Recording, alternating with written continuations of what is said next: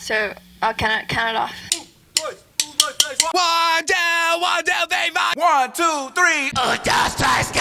1, 2, 3, go. 1, 2, 3, 4. 1, 2, 3, 4. 1, 2, 3, 4.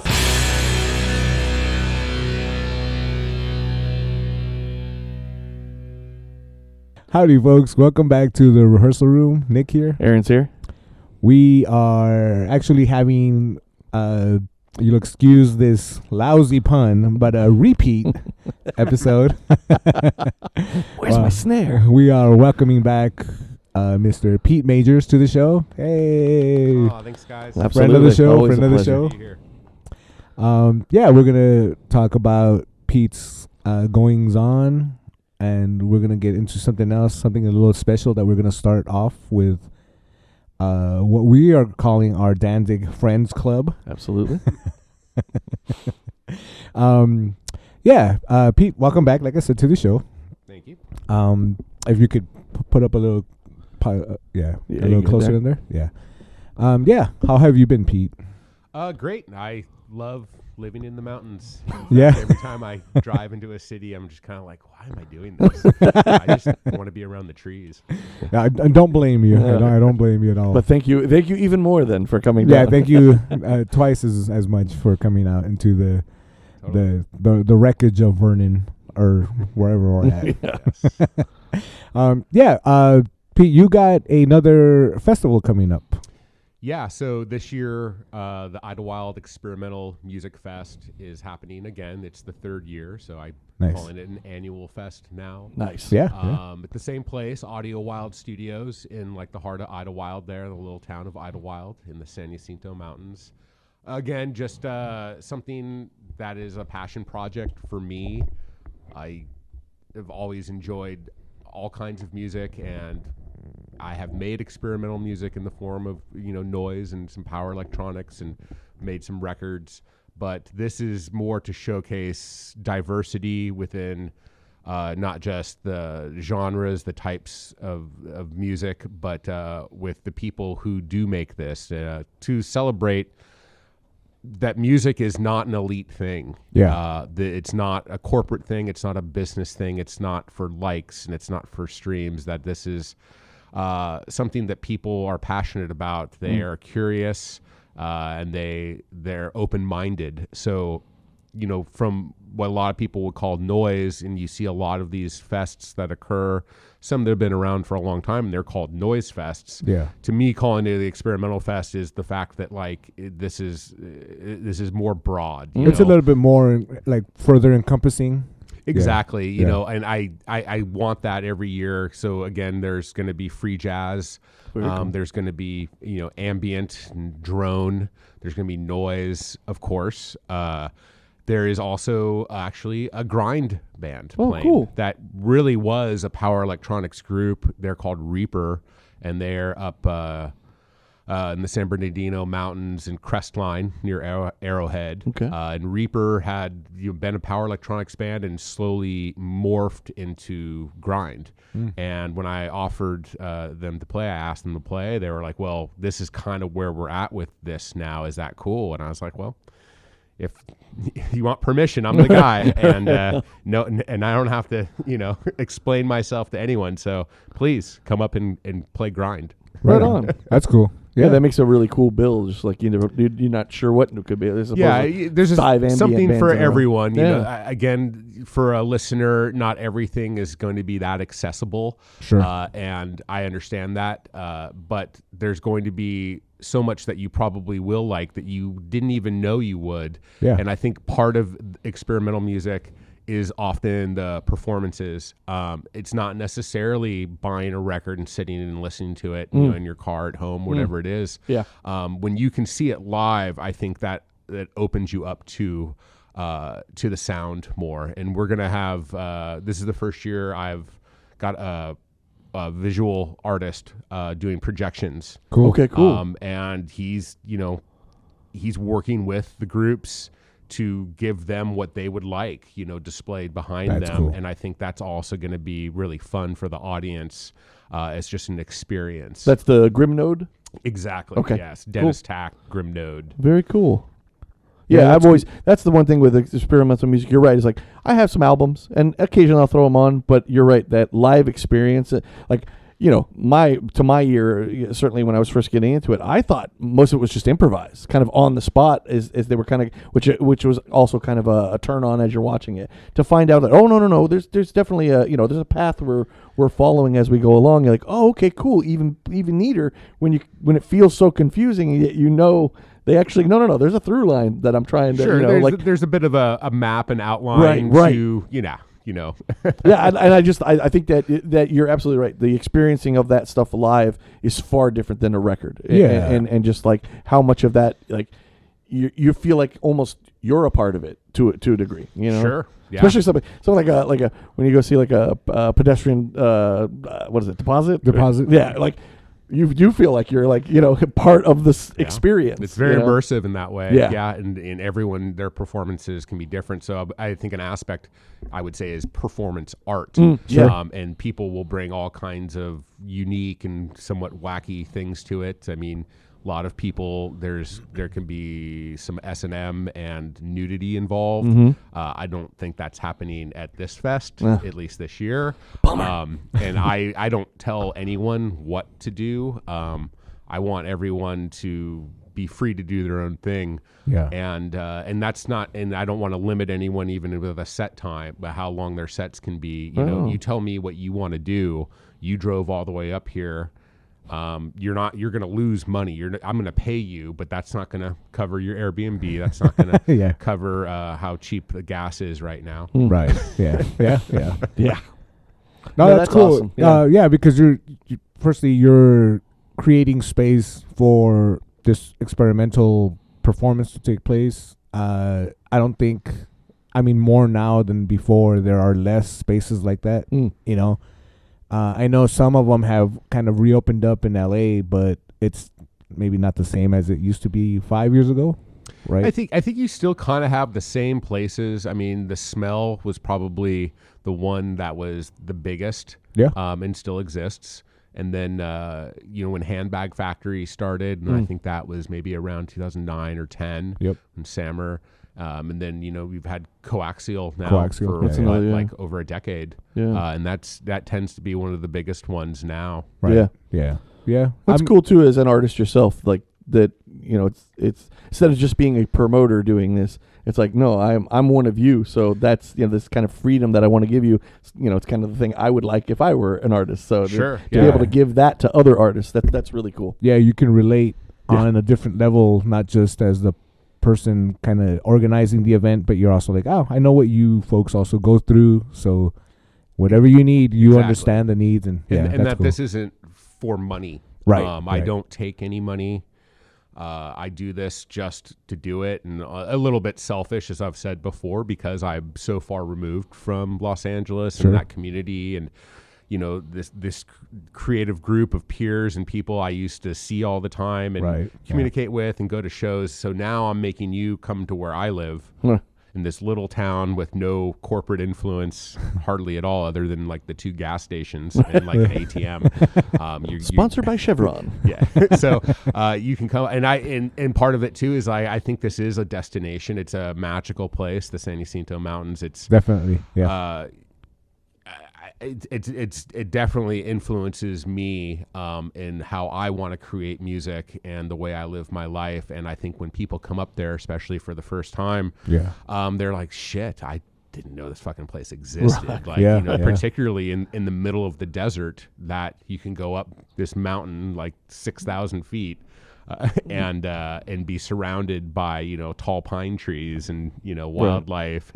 Yeah, that's cool. That's cool that it, like you said, it's a destination. It's something when you pair that up with the type of performance and music coming out of the people, it's almost shocking to see the contrast, but in the end, it makes sense. Yeah. It's this freedom of not just the space that you're in, but the expressions taking place, so that's cool that you can organize something like that. Have the locals, do you notice with this now being the 3rd year, are you seeing maybe more locals coming in, or is it still? Not. I mean, the first year I was blown away by how many locals came. Right on. And I did have one local artist perform. Oh, cool. Which I didn't have last year, and last year I saw a little bit less. But I do have a local artist performing at the fest this year. Right on. Cool. And hopefully, I'm getting a little bit old school. Last night I was in town and I'm putting flyers up. Nice. Going to stores where I think people would be hip to it. So it's different like art stores, like friends who do pottery and stained glass, and then a couple of the record stores that are up there. Nice. Thinking that if people come by those places and they see this little poster, that they might be like, huh, what's that all about? Versus just doing it all the digital Facebook. We have a bunch of Facebook groups for Idlewild, which are just fucking hilarious. I have it on my Facebook selected so I can get an update on every time someone posts, because it's just pure hilarity, like what these people complain about in this small town. So it's like just entertainment for that. But, last year I think all I did was post in those groups, and I don't know if that I think there's a lot of people just don't know that it exists. So I'm trying a little bit now where it's 3 weeks from today. So I'm going to do a little bit more of like that push of like the classic flyer style. Right on. Yeah, that's cool. I mean, it works. It honestly works. I know some people in certain areas out here, maybe closer to San Gabriel, not as far out as yourself. They've done the back to flyer technique, and it's yielded results that they are very proud of. Yeah. So that's cool. And everything old is new again, right? Yeah, right. Always, everything cycles around. Everything. Well, I mean, I just think those things, the tactile stuff, is what people are ultimately drawn to. You know what I mean? Yeah, like, sure. Yeah. How do I know how to find this thing on a Facebook that does that? Where there's a paper in a place I frequent 3 times a week. Yeah, Yeah. And there's people who have chosen not to participate that way, and I completely respect that. So 100. if you're actually trying to reach people and let them know, you're gonna probably go through all those avenues so that the people, the way they're going to find out about something will. Yeah, totally. Yeah, I mean, I know folks in our age range, will always wax nostalgic about going to the shows, getting handed a flyer after the show, and it's just a bevy of all these namestays now anyway, right? Yeah. But now if we can be the ones kind of doing the same for younger bands or up and coming bands or performers and whatnot, like I think it'll keep that tradition going for longer maybe than it should have lasted, just with the advent of like technology now, but again, returning back to the tactile helps in ways that I think we don't appreciate sometimes. And I think you doing this way is gonna, hopefully inspire folks out in your neck of the woods to. Yeah, I hope so. Yeah. Just give it a shot. Just be open to it. I mean, I have a lot of friends up there now, and there's a really great community. It's definitely a town that's known for art and music. Yeah. And this is very different for that town. But within our group of friends, there's a lot of people who are going to attend. That's cool. And this is, they don't know anything about this type of music at right. all. Yeah. And they're doing it to, support me, to support the event and the artists who are performing. And that's cool. And I told them, I'm like, you know what? If you don't like one thing, go outside, come back in 20 minutes. The other thing will be different. And that might be your new favorite thing. Yeah. Yeah. Just that they're open to it, I think is really cool. That's I for think sure. That's so neat. So many people could easily turn their nose up to it, and just to say, look, I'm at least willing to take the ride. That alone, it's already a win. It definitely means a lot to me, for sure. Would you ever experiment maybe, because I know for the most part, these are performers and artists that don't have like a big audience space, let's say. Would you ever consider maybe kind of calling in one of the bigger guns as far as, with the harsh noise performers or something to that extent, like somebody who's a little bit more known in that genre? So that's definitely was a focus for booking performers this year. Okay.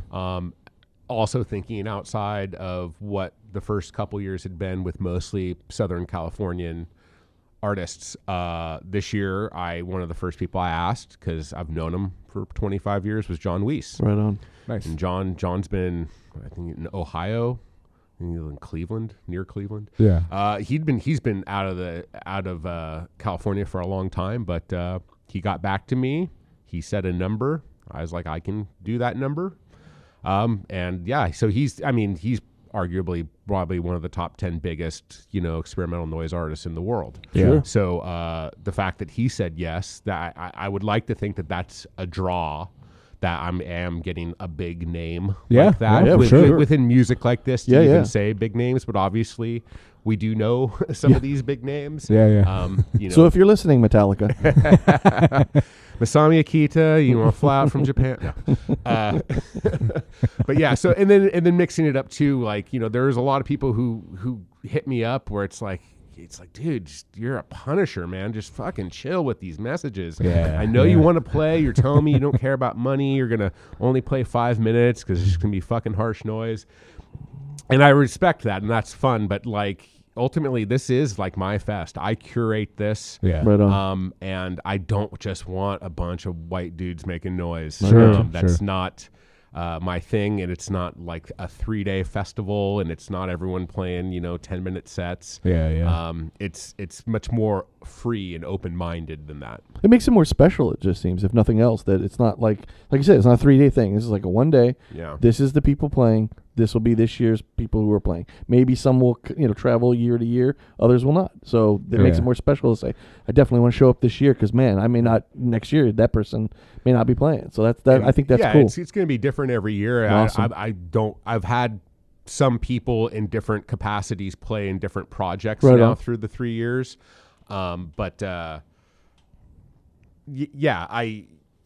For everyone who wants to play and hits me up, it's kind of like, you know what? You might only come if you're playing. Right, And maybe if you want me to book you, come. Well, no, And then next year, who knows? And, Yeah. and I mean, it- that makes sense. It does. It's worked out a little bit like that. help support the scene. Yes, absolutely. And there's people who very much don't. They're very closed-minded. They're not part of this community to that degree, and some Yeah. of them are maybe just younger and a little bit naive. I don't know, but I'm going to do it the way I want to do it. So Yeah, if I you send think me endless messages, that's not the way to do it. Note to self. So Aaron, hold back on some of those Yes, emails. yeah. you know. Sorry. The rehearsal room harsh noise experiment will not be taking place this year. My bad, Pete. It's I also just really like emailing you. What can I say? Yeah. So another fun thing to add is last year it was the second year, and I had this idea that I would do a pre-party, and that happens at my wife and I's house in Pine Cove. Right on. And we did it last year with featuring people who'd previously played. So now you can come back and you can play on my deck. Oh, Just nice. surrounded, cool. just gorgeous view. And last year, my old bandmate Itai, who was in comm with me, he performed. He had performed the first year, so he came back and played. And Sobbing Honey also played. This year, I don't know if I should say. Anyway, I got a couple bands playing on my deck again this year, and Right it's on. a private thing. Is if you know, you know. It's That's cool. not giving everyone my home address, Right. Yeah. and not Nice everyone. try, not everybody. everyone's going to be coming up Friday night, the night before, anyway. Just follow the feedback, everyone. Okay, so Umbra Vita is going to play on my deck. Cool. nice. Nice. Very nice. And Aaron Kenyon has a lot of history up in Idlewild and at a temple. I'm not fully knowledgeable about this temple. Okay. I do work with a relative of his through marriage that has the last name Kenyon. I don't think they're in contact much. But to Aaron, this is very much a communal, spiritual place, Very cool. an experience. So they had to play so late last year, the way things went down. I was like, guys, come on, I'll give you money. I mean, it's not like anyone's paying to come to my house, but I'll give you money if you guys want to come up and do a fun set for like the Real Heads. Awesome. That's cool. Great band. They're Yeah. Yeah, I can't wait to see what they're gonna do. Yeah, I'm lucky enough to see them once. They were really cool. I didn't even know who they were, and it was just like once they were done, you're like, whoa, that was amazing. Totally. I mean, it's gonna be proggy. It's gonna be funky. Yeah, it's gonna be man. a little doomy. You know? Yeah. No. Yeah. Great that's band. That's cool to hear. that's a name that popped up out of nowhere in one of my other band's practices, and I was like, "How do you guys know this?" Like I think they make such an impression. It's like if you Oh, if yeah. you're lucky enough to get to see him, man. Well, like, you don't forget think, him. I think it's one of those things like, people, you can talk about like Throbbing Gristle, and when when that like broke off, you know, and you had like Psychic TV and you had Chris and Cozy, you had Coil. Yeah. The legacy of Man as the Bastard and all of the acts that have come since that fractured is really interesting, that family tree. You know, when you, for sure. When you get, you know, obviously you have Bastard Noise, you have Amps for Christ, and you got Umbra Vita, and now you get Bastard Collective. Yeah. There's a lot of people, i.e. people, that remember this history, and these guys have just never stopped, right? They've always been creating, they've always been playing, again, because they're just driven to do it. Like, it's a passion, you know. It's not about the money, it's not about fame, it's just like, it's about being creative. Yeah, that's Amps for Christ is definitely one of those ones where it's like, I don't know if I'd want to buy a record, but I definitely want to see him live every time, because you just don't know what he's about to do. It's always different. So His cool. instrumentation. Henry played last year in the Sheep Ditch. Well, I guess I can't remember how many people played. I think it was 4 of them. So anyway, Sheep Ditch Quartet, which Sheep Ditch, they're not playing electronics. Everything is acoustic instruments and percussion. And that was a real trip. Right on. That's cool. That's super cool. Yeah. Once again, this sounds like another amazing. It is a destination location. Obviously, For sure. Idlewild. It is outside of LA County. It's in what is that? What county? So technically, it's Riverside County. Riverside. Okay. Yeah, and I think most people would probably get there, heading down the desert on the 10. Once you get to a fun town called Banning. Oh yes. You go 25 miles up the mountain. I don't know. I always call that the Mordor range when we're out there going towards Arizona. Yeah. And my wife points it out, and I'm like, oh yeah, that's where I'd be walking with my trusty Samwise Aaron over here. Yeah. But yeah, that's cool. And the reason I mentioned that is because it like I said, it takes you out of the familiar, which is the city. You know, it gives you a type of entertainment, the music and the performances, which are honestly not. I mean, for one, they're not rock based, so you don't have the protection of being surrounded by a band. It's a lot more visceral. It's a lot more personal, emotional. Yeah. And I know every time in the past when I've attended shows of these types, I come back just mega pumped for whatever it is I'm gonna participate in. You know, which is cool because this type of music, these type of performers, can inspire me to play in my dumb rock-based band better and maybe be more, you know, just be more involved with what I'm doing, because I see them give their all, and it is a I don't know, like I said, it's just a very personal performance that they give off. There's real freedom too. Yeah, like you yeah. Just, you know, like you see it and you realize like that kind of punk rock DIY, like anyone can do this. Not to say what they aren't doing is art or isn't, you know, anybody can. No, what I mean is like you can do this too. Yeah. You can express yourself however you want to in this way. You want 2 pedals and just smash them all the time? Do it. Who cares? Yeah. There's no rules to Right. this. There's no barriers. There's really no guide for it. And That's that it. is the true freedom of expression that comes with this. There you go. That I think is brilliant, because it is a real fuck you to like to the idea of being a rock star. Sure. That, you know, like a lot of people like, I love playing basketball. Am I going to be in the NBA? Probably not. Yeah. You know, I like to bang on my guitar. You know, am I going to fucking tour the world? Probably not. Right. But that shouldn't inhibit you from wanting to create music and knowing that there is a scene out there with like-minded people that are very open to just do your thing, you know, whatever it is. Yeah. And that's always so interesting. Well, on that tip, it's interesting for me to see how these people kind of find their voices in the combination of what they use, you know? Sure. Whether it's creating the feedback loops or whatever, or, you know, maybe making noise through some other way. It's awesome when people experiment to that extent and say, this is what I'm going to stick with, and this is what I'm going to present to people, as, you know, abstract as it is. And they're going to always kind of identify me by this output. which Sure. it's cool. Yeah. It's just cool because you don't have, like you were saying, you don't have the guidelines of here's the guitar, here's the bass, here's the drums. It's a 4/4 count. We're gonna do it 8 times, and it's something wild, and it's pretty cool. And anyone that's interested, Yeah. please make your way out to Idlewild on June 27th. It's on Saturday, starting at 3. Again, this is the 3rd annual Idlewild Experimental Music Festival, featuring as Pete already mentioned, John Weiss. You have Trigger Object, the Zero Collective, Hana Lee, Invisible Dog, Leg Lake, Shark. Is that Shark Face? Sharky face. Sharky Face. Sorry, Kenneth James Gibson. Yeah, who's local? Okay, Laura Shumate. Am I saying that right? You know what? I honestly don't know the way she pronounces her last name. Okay, well, I hope I'm saying that correctly. Spotlight Floodlight, Reaper, EMP, Spiritual Exit, and as mentioned before, the visuals will be by Grimnode.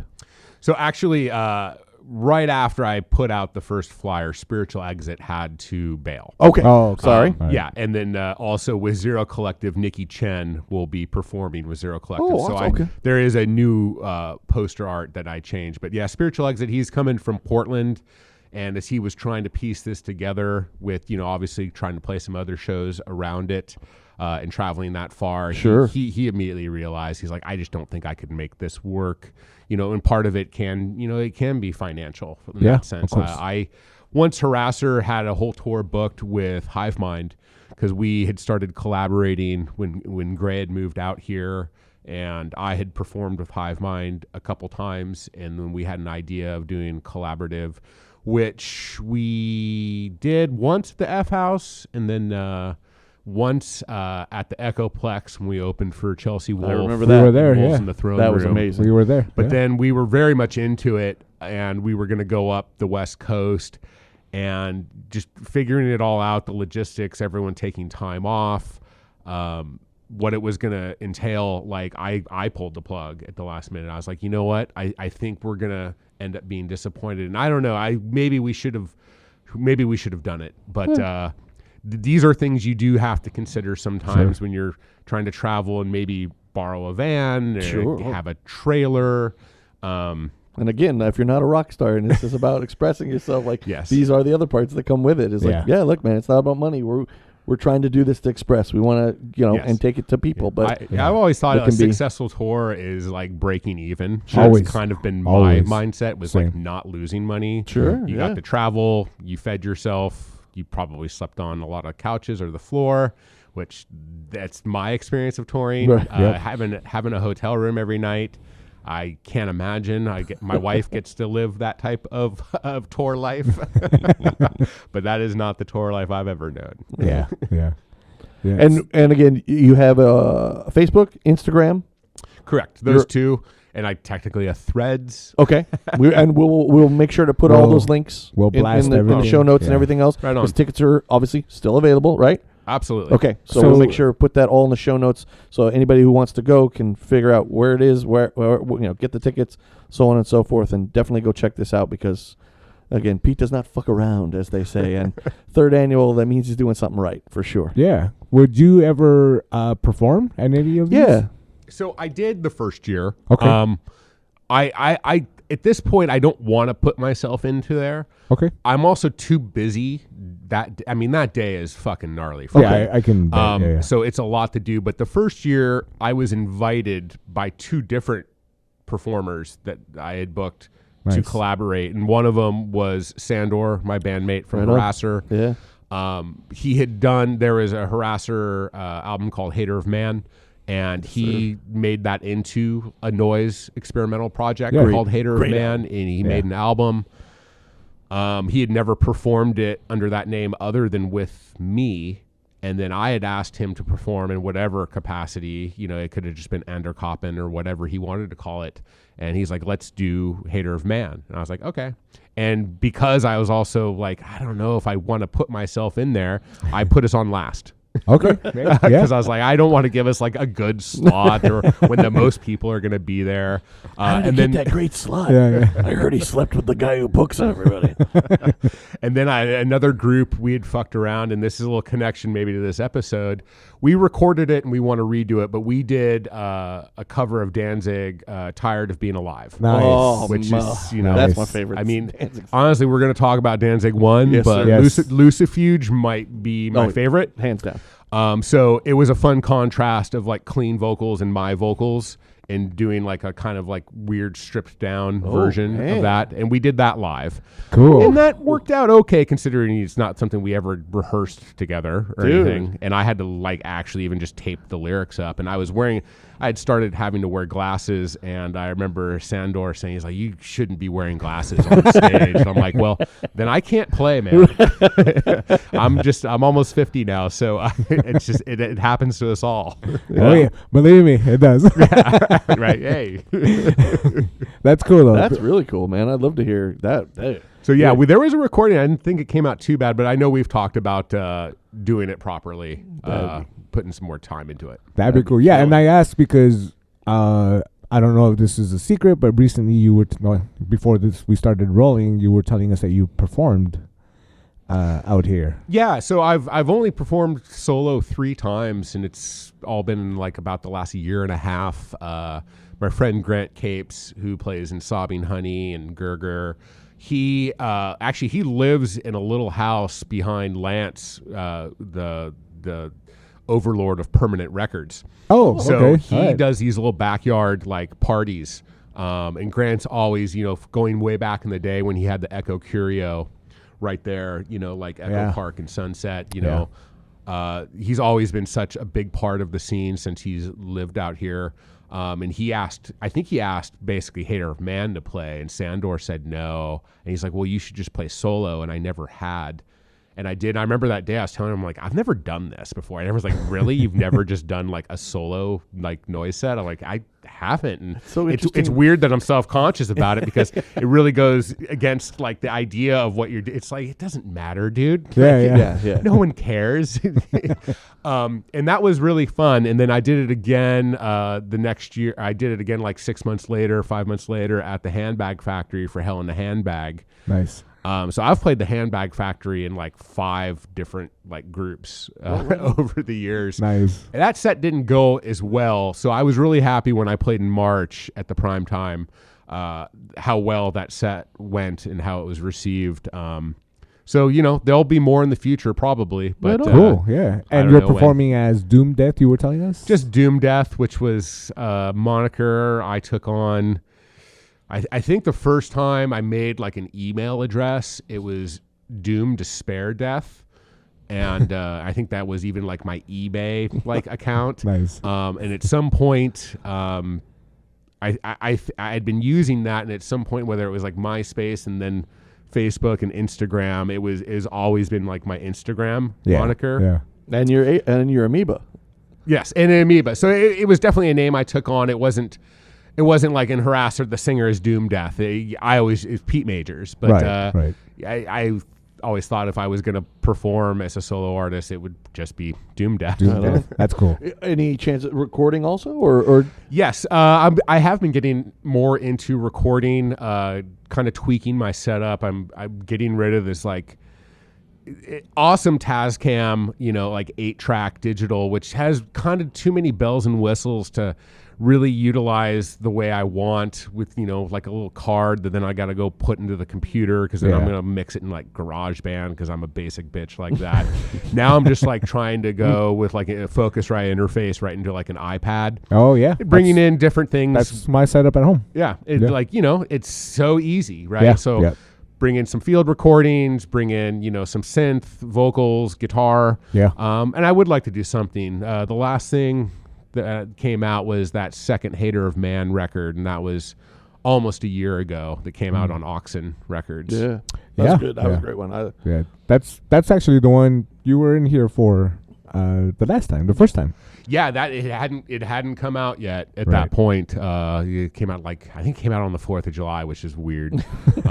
Like I was like trying to like pay attention to social media because it's like you guys know how when you release a record, it's like it's such a high that day, and then Yes, it's like sure. every day after it's like this like slow death of it. Like Yeah. so that day you kind of almost wanted to pay attention to like your Instagram and shit. And Oh like, yeah, yeah. 4th of July in my town, we were riding on a float for ARF, which is the Animal Rescue Friends of Idlewild. Yeah. Right on. Real big supporters, especially up there with the wildlife and the pets.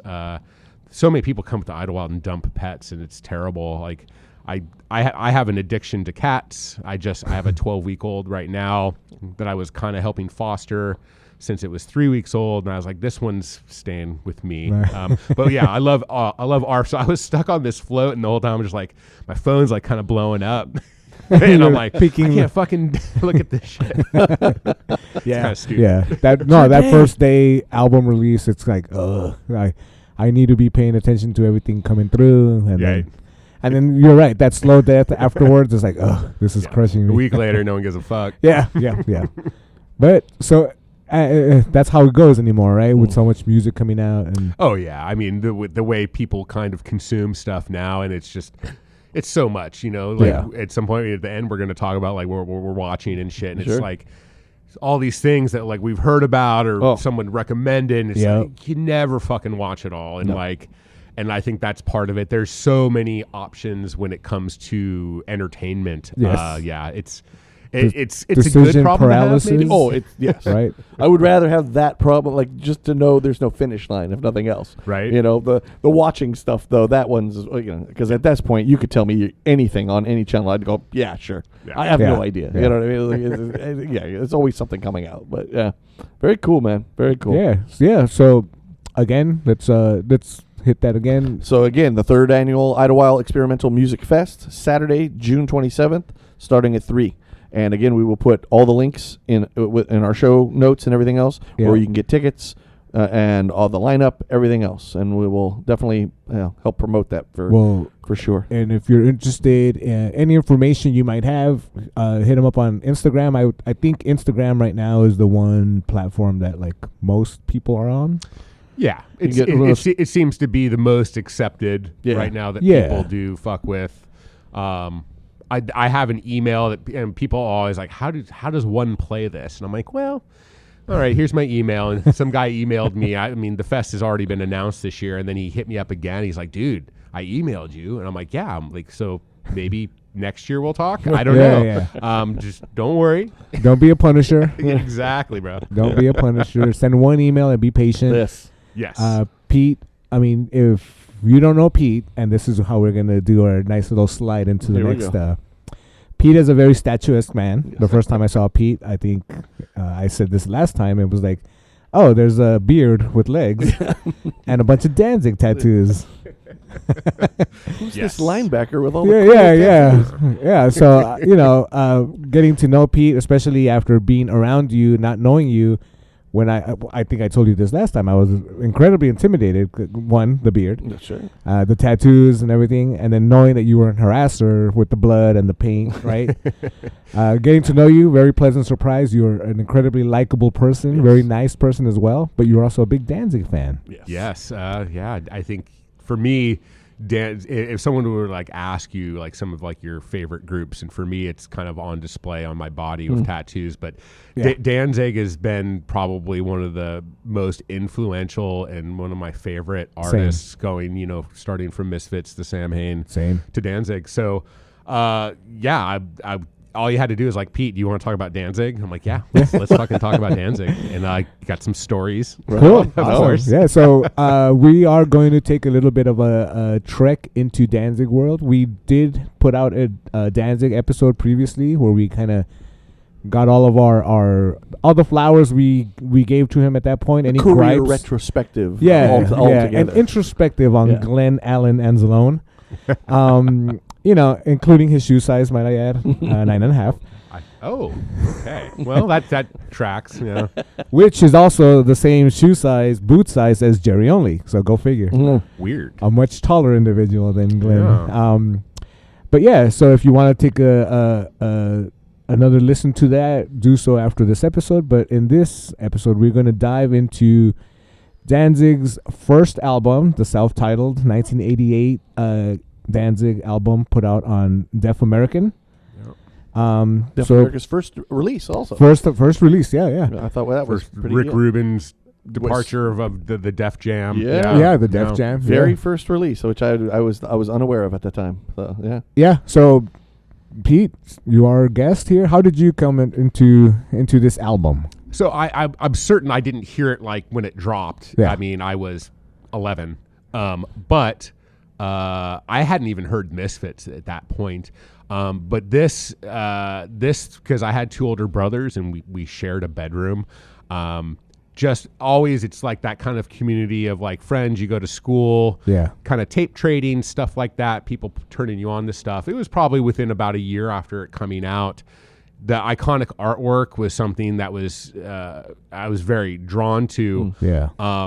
But yeah, I just right away. I mean, Twist of Cain. Fuck yeah, I didn't know what he was talking about. A couple years later, kind of put that together.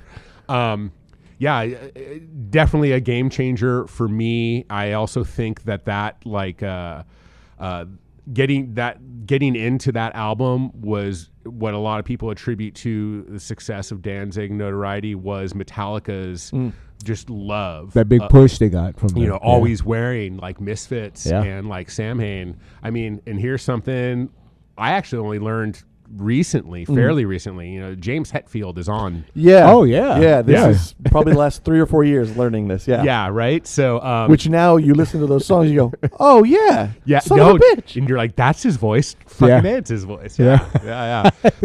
So yeah, I think that all kind of culminated for me. And then of course, then going back, it was a little bit like listening to like Ozzy Osbourne solo as a kid, and then going back to Black Sabbath just because of my age, sure, and the time. So then, of course, going back to like Misfits, and then it was Samhain. Yeah. Did you said you came up to it like a year after its release? Probably. I mean, I can't really remember for sure, but yeah. Yeah, and did you like come up on the album or cassette? Like what? Cassette. Yeah, it was on cassette, and then I think right around that time was when I was like saving up money for like a CD player. My first CD player was like one of those like front loading ones that opened like a cassette deck, like a real piece of shit. But I bought it with my brother because we just love music and we shared a bedroom.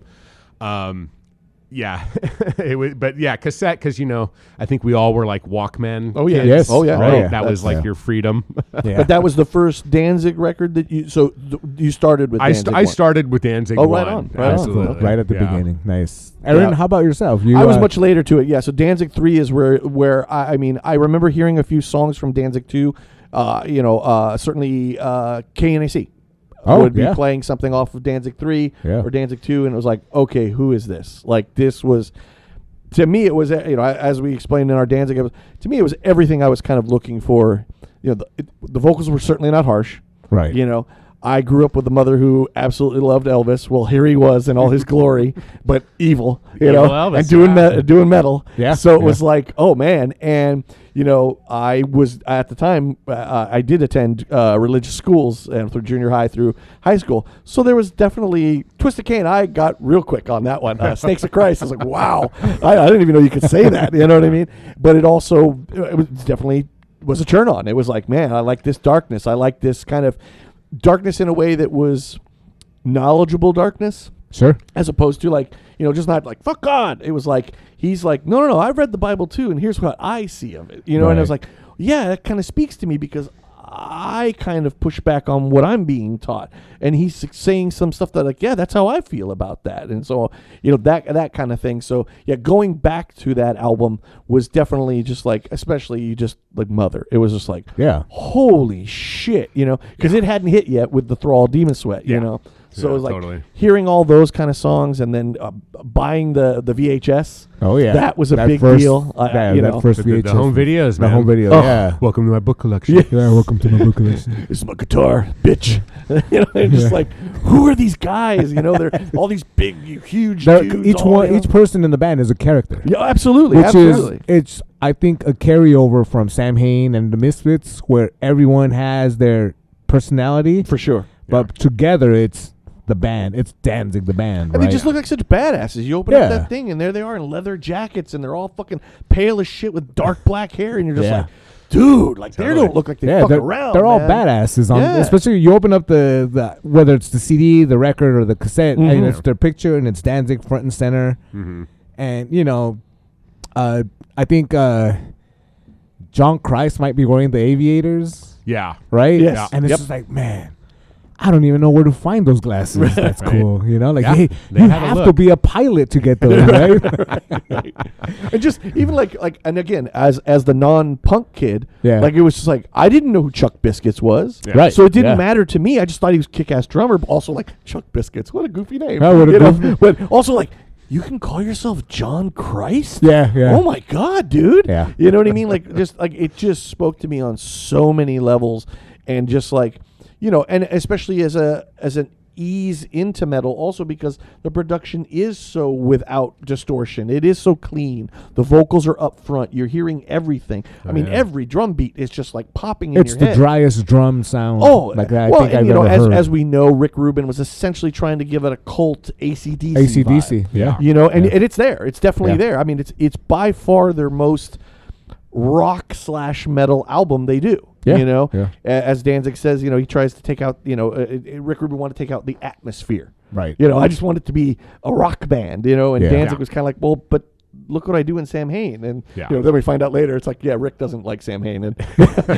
he just wanted your voice. Yeah, You know? yeah.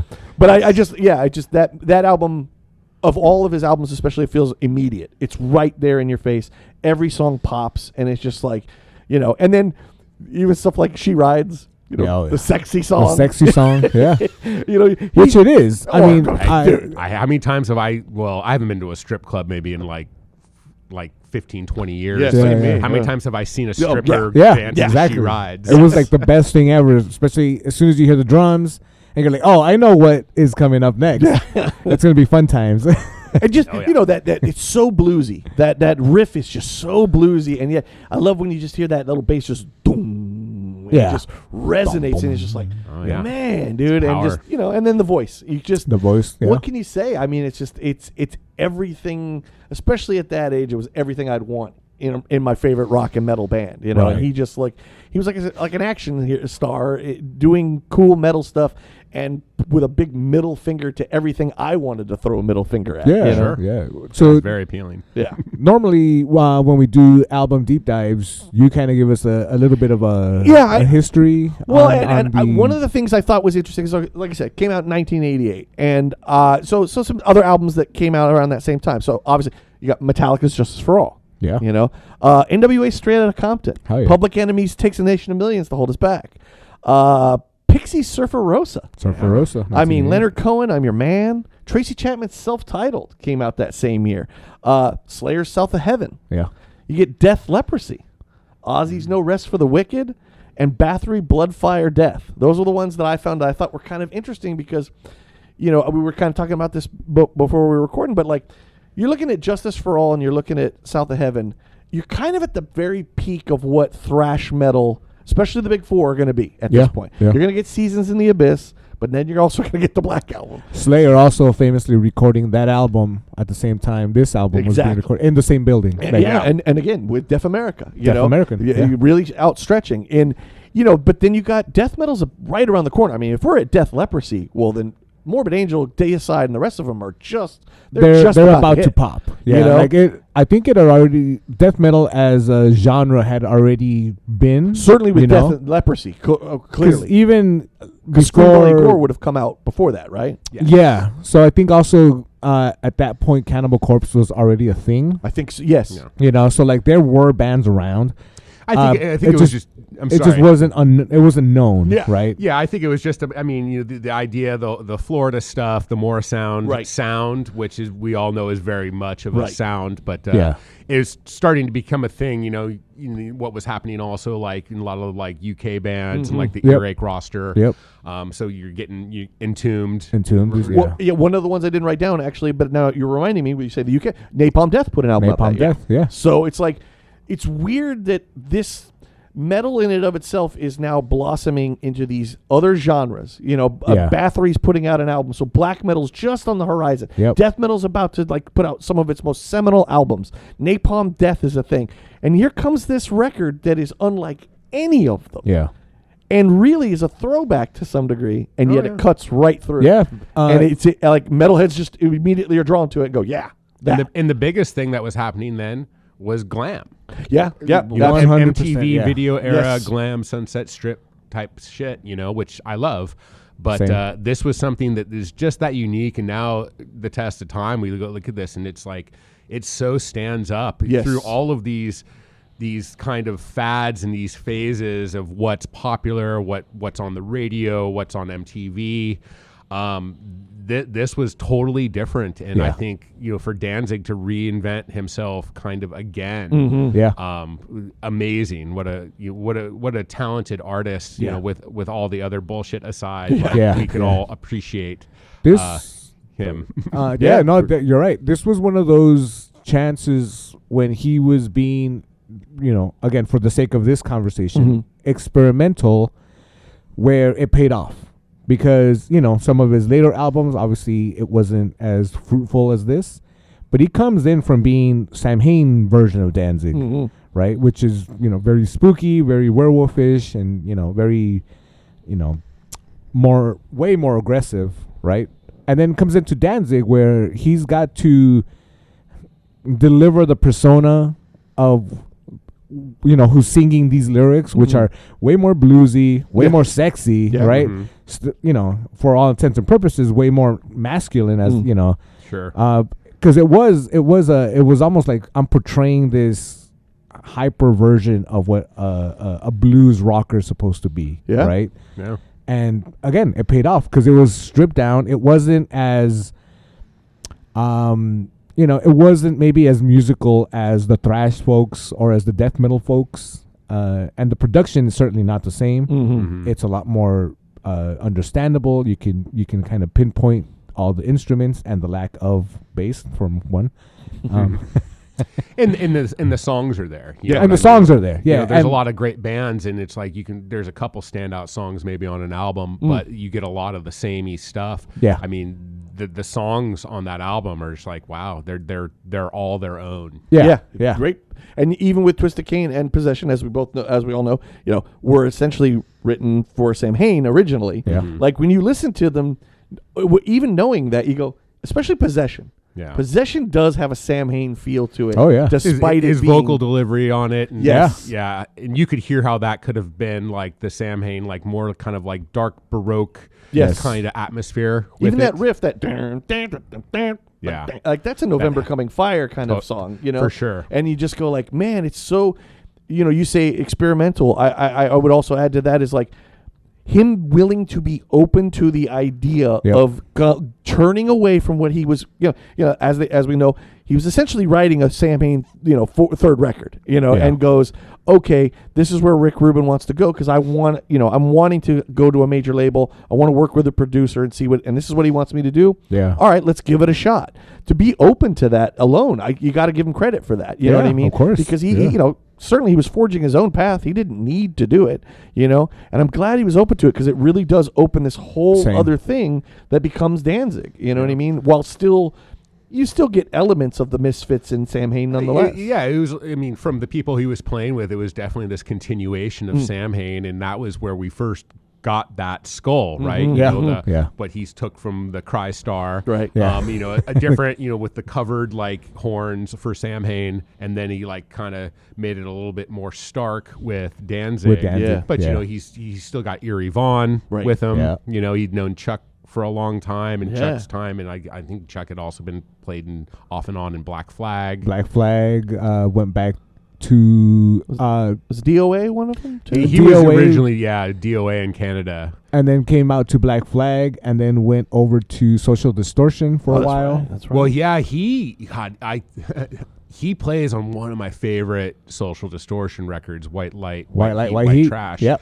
And that's still, everyone now like there's no original members. They've all actually passed, I believe. It's just Mike Ness carrying it on. But that record for me, that was huge. I thought it was a great album. It's because it's good, like Americana rock almost. You know, Sure, yeah. I remember seeing them on that tour in Pomona. Cool. And when Chuck came out, he still looks like Chuck Biscuits, and he's got that big, dumb, goofy hat that he had at the end of Danzig. He sits on like a weird, like tall stool. The tallest stool I've ever seen. Yeah. How is that comfortable to play It's drums? like a bar stool. Yeah, with totally. how tall it is, right? Yeah. And all his drums are level. And I'm like, well, weird.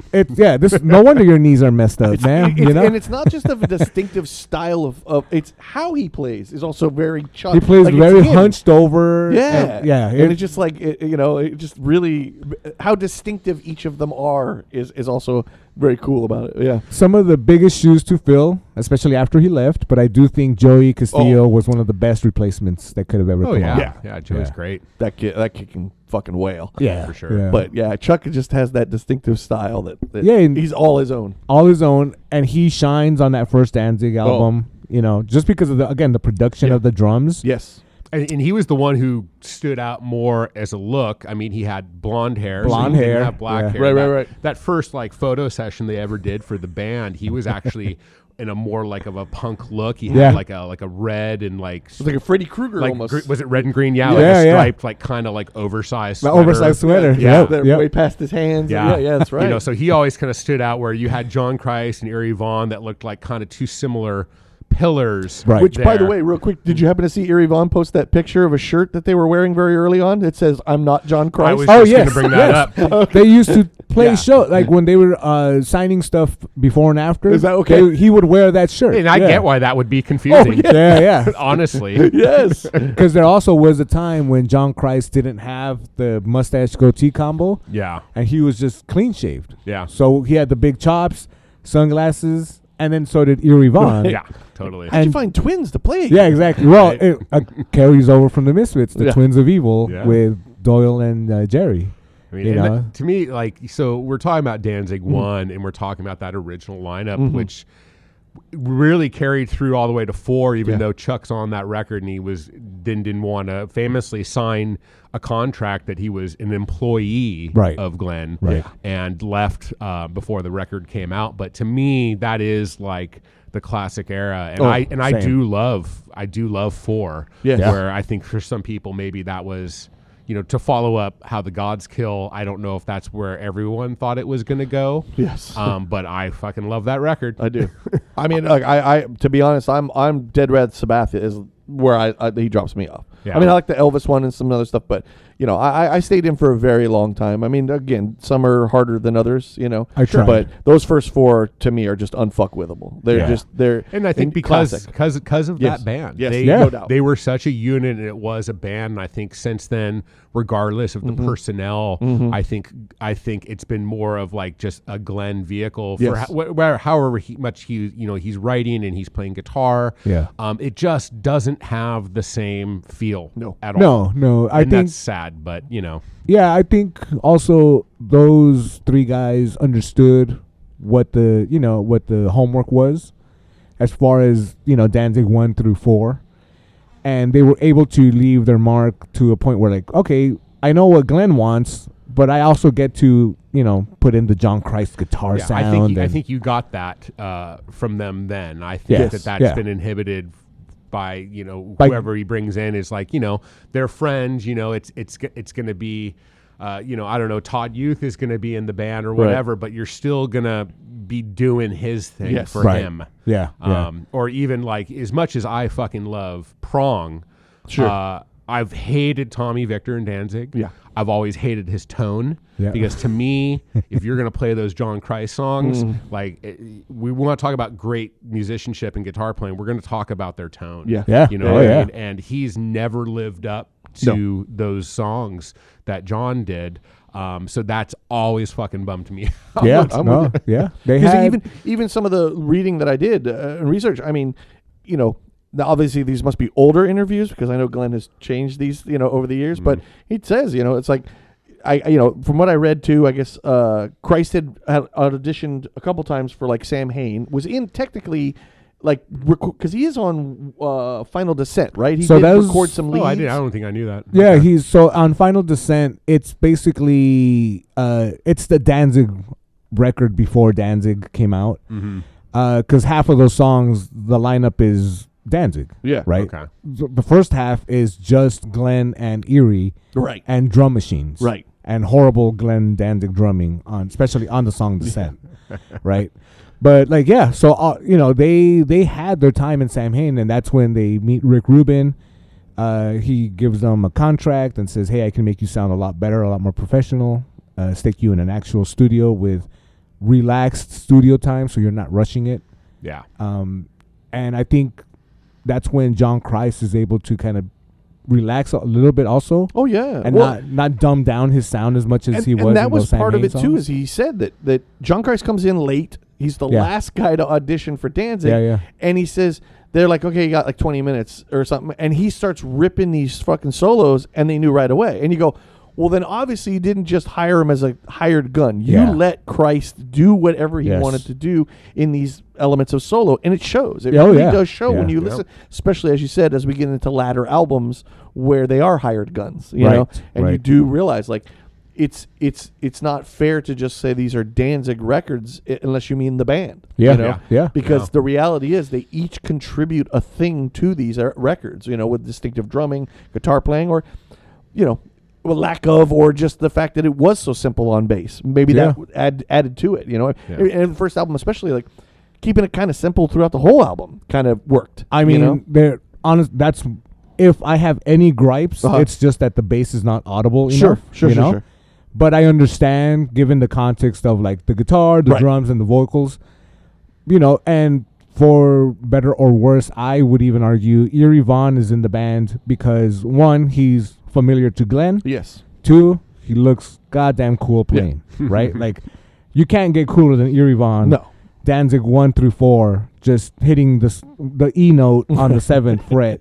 Over Tall, and- lanky. yeah, just, tall, you know. just sneering, and looks cool as hell, and doesn't and really a loyal talk. friend for a very long time. I mean, the Loyal guy was a friend, ride or die yeah. with Glenn for For a very sure. long time. Yeah. So, Yeah. you know, started playing drums right with Sam Hain, and then eventually moves over to the Well, he bass. was in a band called Rosemary's Rosemary's Babies. right, Yeah, that's he was right. drumming for them. That's Yeah, when he so- was known as Eric Von Stellman, which is what I always thought was weird. He's Von Stellman, and then there's John Christ's actual name is John Von Christ. Huh.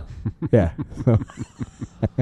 So yeah, again, you know, cool names, but there's a thread for sure, right? You know, another thing I saw, and again, you guys probably know this, but, you know, the whole James Hetfield, of course, is like the secret one. The other one, I did not know this until recently, is Chuck was his first choice, but if they couldn't get Chuck, he wanted Filthy Animal Taylor Oh yeah, as drummer. Yeah. And Wow. the only thing they said that held them back was, one, his age. They weren't sure if he would kind of want to cling to this, and then eventually it didn't matter anyway because he did get back into Motorhead, so it was like, okay, Yeah. cool. But Chuck was his first choice, and Nice. I guess Rick, what I understood, at least what it sounded like, was that's who Rick always wanted. He didn't really want Filthy in the, not that he hated it, but just thought Chuck's the better guy for this. Sure. So I thought that was interesting. Like, That is wow, there's interesting. one of those kind of forks in the road. What could have been? You know what I mean? Right.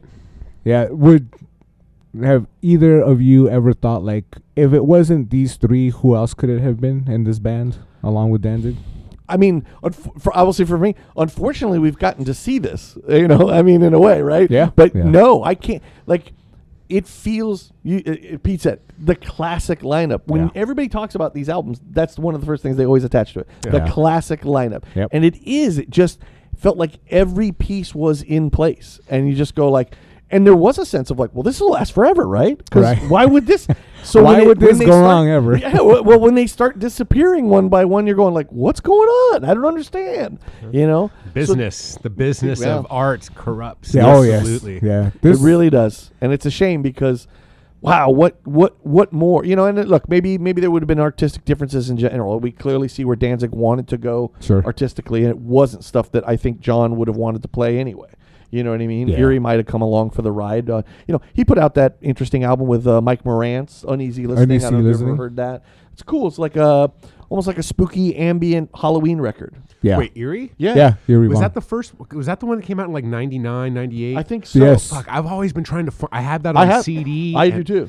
I lost it, and I've been trying to find it like on blogs or something because I wanted to Oh, listen to it I'll make you a again. copy. I'll send you. Oh, please. Yeah. Dude, I It's love awesome. that. I think it's remember when really that cool. came out. That was really cool. That Yeah, was, I was one of those ones going through Best Buy, and I just saw, it was in the Danzig slot, and it Yeah. said Eerie Vaughn and Mike. I was like, who the hell's Mike? I don't care. I'll grab it. It was like I didn't. $6. I didn't realize there was another name attached to it. Yeah. I just always remember like it was like Eerie Vaughn's like solo record. Yeah, well, I 'cause mean, he did technically some it solo is. records, Yeah, right? technically it is his solo, but Mike was one of those. It's Eerie Vaughn featuring Mike Morantz, type of deals. Because I think that guy worked with like 9 Inch Nails. He was like kind of a producer kind of dude, Yeah, or something like that. yeah. But yeah, I mean, it gave me exactly what I thought it would. Oh, yeah. like that kind of like spooky, macabre, like Yes. like Yeah. dark rock. Yep. Yeah. Yep. Which he has put out other releases of that nature.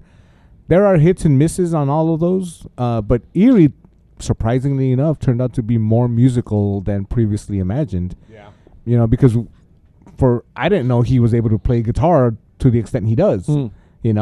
Again, I'm picturing him just hitting one bass note over and over again and looking badass.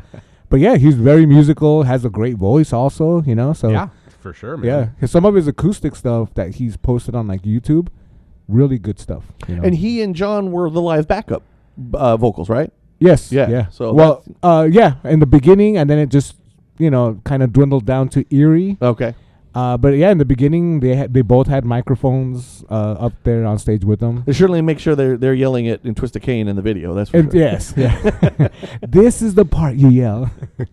Which that's another one. Like, I mean, you talk about speaking to a young Aaron too. Is like getting that VHS and seeing those videos. Yeah. Holy shit, dude! I mean, dude, am I demon? And Am I he's wearing Demon? that goat head on a Yeah. like, oh my god, man! Like that shit blew my mind. And I remember like playing that with friends who were like, dude, I don't know if we're like, what are you talking about? This is awesome, Like, Yeah. I mean, the imagery certainly that paired with the music Yeah. was so huge. Yeah. From whether it was like album art or the music videos, Yes. and then like of course going into like 3 where Yeah. he got a somewhat famous artist to do that artwork. Yeah.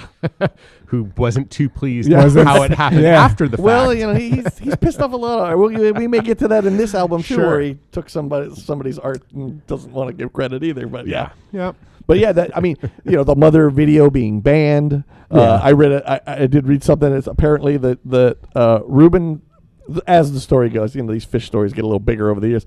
He thought he sent the MTV the censored version of Mother. And was calling him like, hey, what the hell? And they're like, are you fucking kidding me? Did you watch this thing? And he was just like, what do you mean? And then realized, oh shit, I didn't sell this, I didn't send the censored one, Yeah. But I just, again, watching those and, that push against the PMRC, it's kind of undertone of that song, and it's just like, one thing I've seen too, I don't know if you guys ever get, those people who react to videos or they hear music for the first time on YouTube. Oh, yeah. And one of my favorites is Danzig because there's more than a couple of they're females who are like opera singers, so they know about vocal range and they'll discuss and it's so great to watch. They play that live Mother one, and when there's that scene where he's just shirt completely off and he's standing there, and every one of these ladies is like, oh, this is a nice, and you just watch their eyes turn into saucers, like, oh my, oh, who is this? It's like, yeah, man, it's just I'm like getting the vapors. yeah, they're like, I already like the song, but I had no idea. You know what I mean? I'm getting all lathered up just looking at this video. It's so cool to see how, just even now, how powerful that song truly is. You know what I It mean? is, yeah. Like I the mean, lasting power of it, when you hear a song like, let's go with Am I Demon Yeah. for now, right? And it's such a charging riff. And then when the drums come in, Yes. and then when it kicks, everyone kicks into the song. And he goes, hey! Hey, yeah, it's just like, okay, I'm here. I'm part of the Yes. whatever army you need me to be a part of. I am there. It, and I think it plays into what especially people in our age group, what we needed at the time. Oh. Where yes, we had all this other music to go to, but maybe it necessitated more involvement than what we were willing to give. Whereas Sure. Danzig just had us hooked from the get-go. All you needed to do was listen, Yeah. right? Like all you needed to do was listen, get freaked out, And then when you decided to pay more attention, it was also going to pay off. Oh, yeah. Right? Because if you didn't know what Twist of Cain was, hey, read some of the lyrics and then go look it up for yourself, which was always like his thing, right? Yeah, yeah. Oh, absolutely. That's why he's like, hey, this is my library. These are my books. Right. Yeah, you're You gonna want learn to understand what I'm saying. Yeah, Read these books. Yeah, this is where I start off. Right. So when you get to the Danzig 1 lyrics, you know that it's gonna be a freaky ride. Yeah. Gun to your head, what's your favorite songs off that album? Go ahead, Pete. Pete. I mean, Twist of Cain is my favorite song on that record, hands down. Mother, I always liked. I think at the point, I was like a junior or senior in high school when Thrall Demon Sweat came out. Yeah. And then that live video and that song became a thing, even though it was, from like 5-6 years before. Right. It kind of turned me off because it got popular because there were like kids in my school who were listening to like Belle Biv DeVoe and also really got into Danzig because of that song. It was one of those things where you thought something was kind of special, which is a very juvenile thing when you're a kid. You're so connected to it, and all of a sudden this jabroni, like, they like it too, and you're like, oh, fuck off. Right. But I gotta say, Twist of Cain is still, that's the song. Have you had like a top 3 songs off of the one album? I know the whole album is great. I would include Mother in that, but Okay. Mother, Twist of Cain, and Am I Demon? All right. Okay. All right. Nice. Aaron?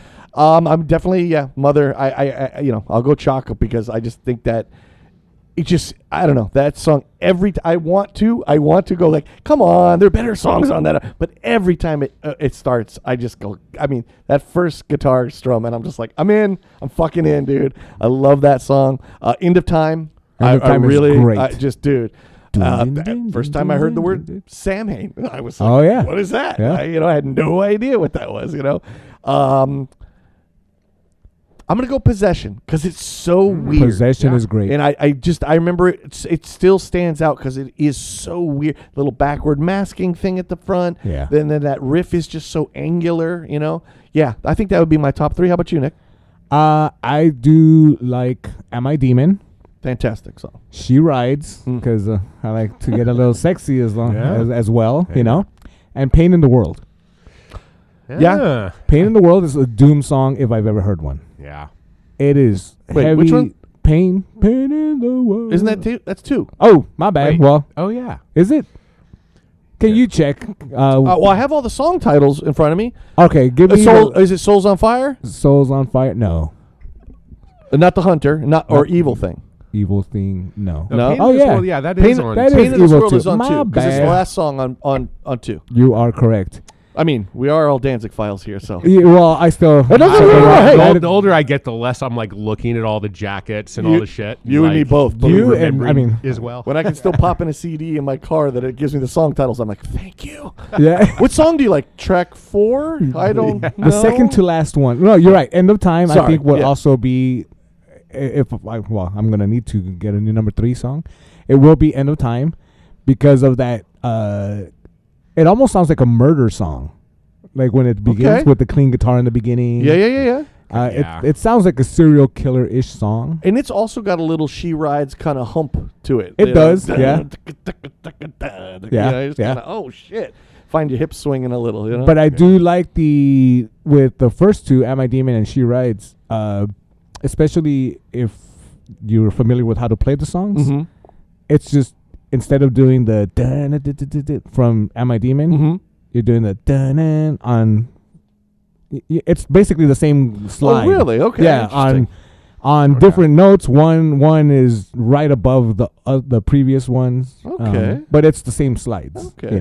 So Danzig, while he can make a very clever song, and I've said this before, his limitation breeds a creativity, unknown by many out there. I think because he is not the most prolific guitarist, but for him to give, whether it's the backbone or an idea of a song to John Christ and Eerie Vaughan and Chick Biscuits, and have them come out with that. Flush that out, yeah. Yeah, it's like, all right, there's something going on in that head of his, For right? sure.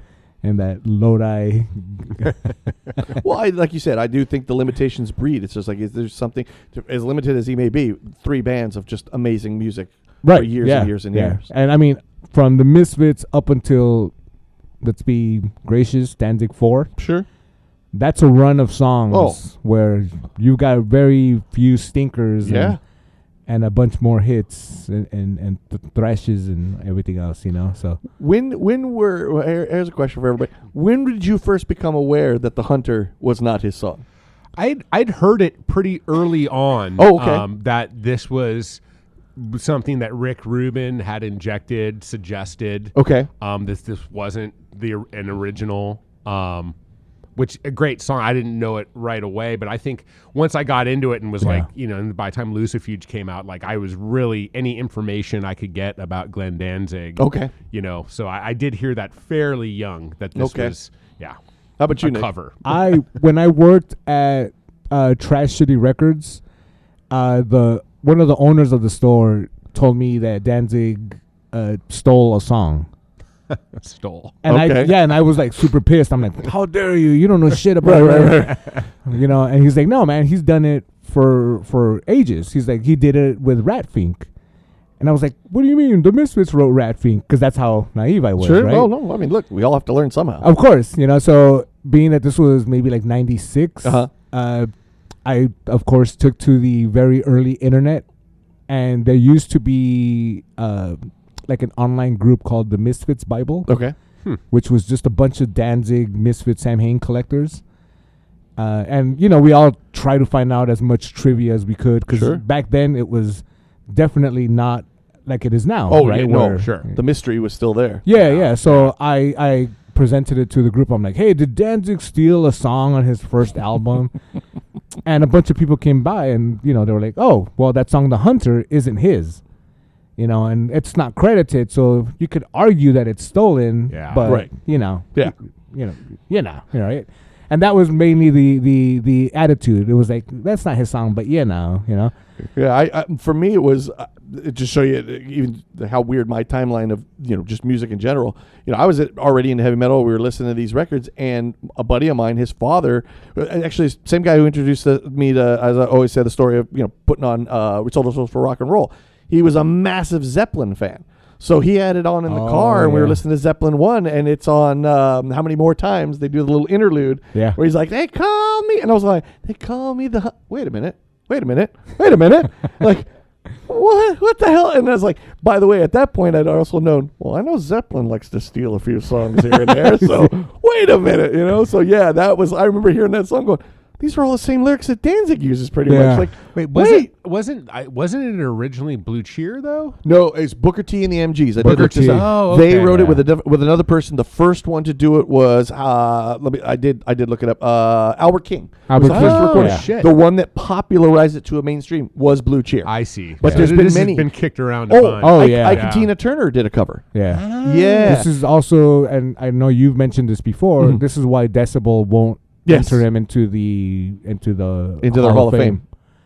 That first album, because it's not credited to the writers. The two things, because they did an article one time of here's albums we always get asked about, why haven't we put in? And Danzig 1 was one of them. They said the two things was, one, they would have to ask him about the artwork, knowing full well that he took it, that it's not his, and he probably would not be happy about that. And two, they would ask him about Hunter, and he probably wouldn't be happy about that either. Yeah. So, well, Glenn's doesn't seem like a very happy guy, but come on, Albert, you can put it in the Hall of Fame.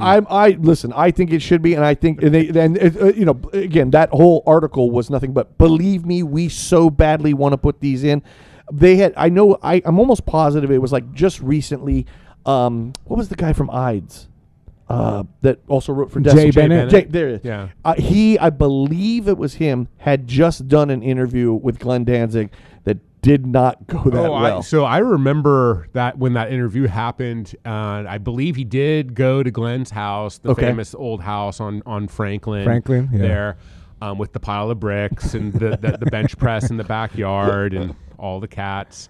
And my friend Tom Neely, they had just come out with the comic of the Henry and Glenn Forever. Yeah. And they had put together like a little kind of gift thing with that shit, and Glenn immediately just dismissed it. Yes. This like I don't know if he called it Gen Z or whatever. He was just like, this is like, no, these people are like, love you. They're like big fans, you know, obviously they're poking fun, but he refused to like even look at it. I remember. Yes. Yes. Yeah. Yeah. Well, that's why that Henry quote on the front is so apt. Yeah, it's like he clearly knows his friend Glenn. Oh, yeah. You know, Yeah. This is great. I love it. Have you shown Glenn yet? He will not be happy. Yeah. But I think, so to your question, I believe those were some of the reasons why Decibel gave why they have not, because they would have to point those out, which by doing so may make it where Glenn would not be interviewed and therefore would not. I mean, do they always interview someone for those I believe, features? again, it's been a long time. I haven't subscribed to Decibel in some time, but there is a criteria to what they have to do. I believe all members have to be alive.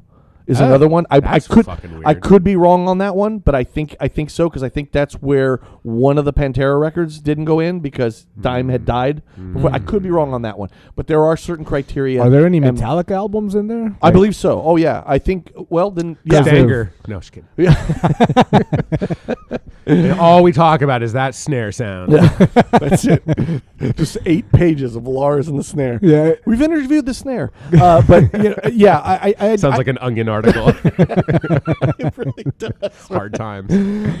I don't know all the criteria. I'm kind of talking out of my ass. I just do know that they do have a criteria, and I just remember those were things that stuck out to me about why. And it's kind of like, what a bummer, because once again, here's a place where Danzig really could get some flowers with a lot of people who would love to get a more inside, in-depth story of one of their favorite albums. Yeah. And because he's kind of a jerk, we can't get it. And you know, because I will add this. I'm a part of a few groups on Facebook where it's like comic book historians and stuff like that.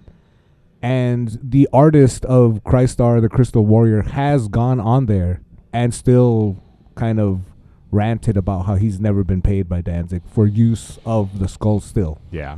In this all like tracks going back to the iconic Misfits Crimson Ghost skull, which he didn't fucking come up with either. Right. You know what I mean? Right. I mean, now I don't even know if something like that would have been public domain. It is. They actually, so it got into public domain, and then the person who swooped it up was Jerry Only. Okay. Yeah. Interesting. Yeah. Yeah. It's those are those little shame parts in general, because it does take away. I think now it's common knowledge the Hunter, most things, not the album, obviously does not. Although I'd be interested if the represses.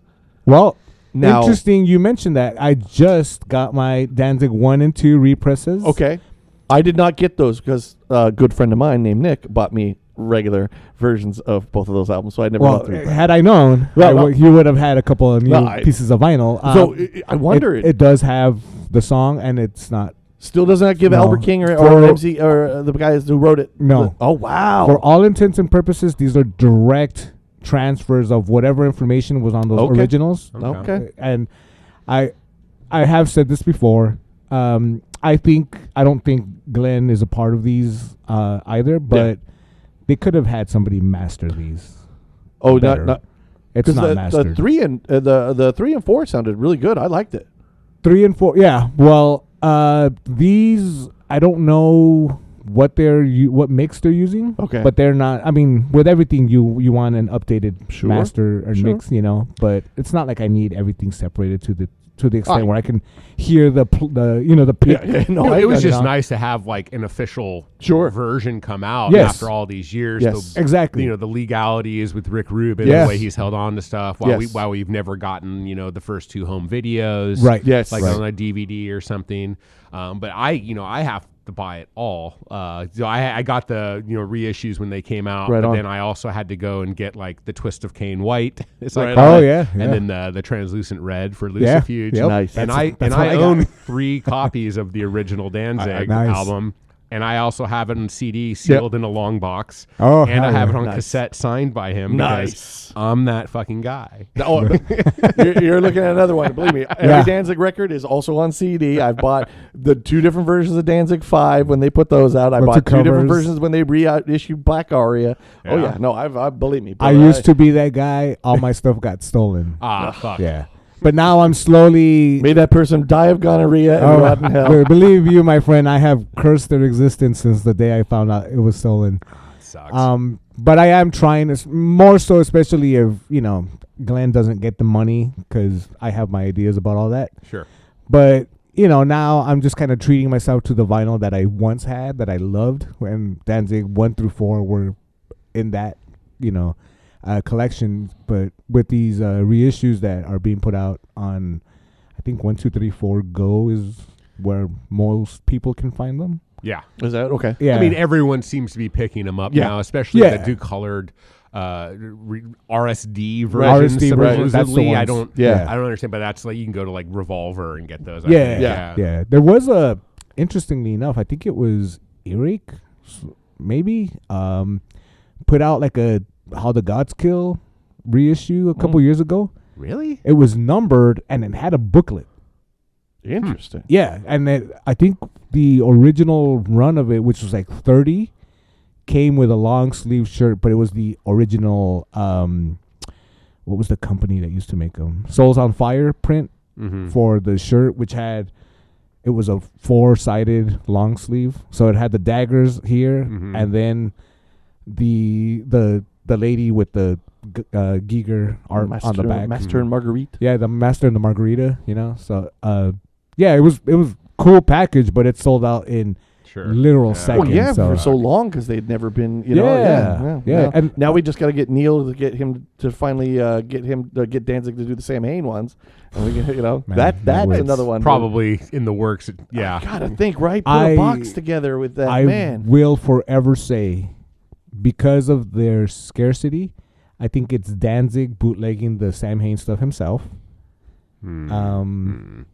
Because if you consider how good those bootlegs look, Yeah. who else has access to that stuff aside from him? Some of the bootlegs even sound better than the originals. You know, so again, go figure. But but still, and he's not really complaining about those bootlegs as much as the Misfits and Danzig ones. Yeah. So it's true. Again, you know, I'm not saying anything. I'm just saying a friend is saying stuff, you know. But yeah, I would have loved it too if, like, back in the day when people wanted it more, if Rick Rubin himself put out a box set with the 1 through 4 albums. Yeah, no, that right, and have a DVD or even a Blu-ray at this point with the videos on there.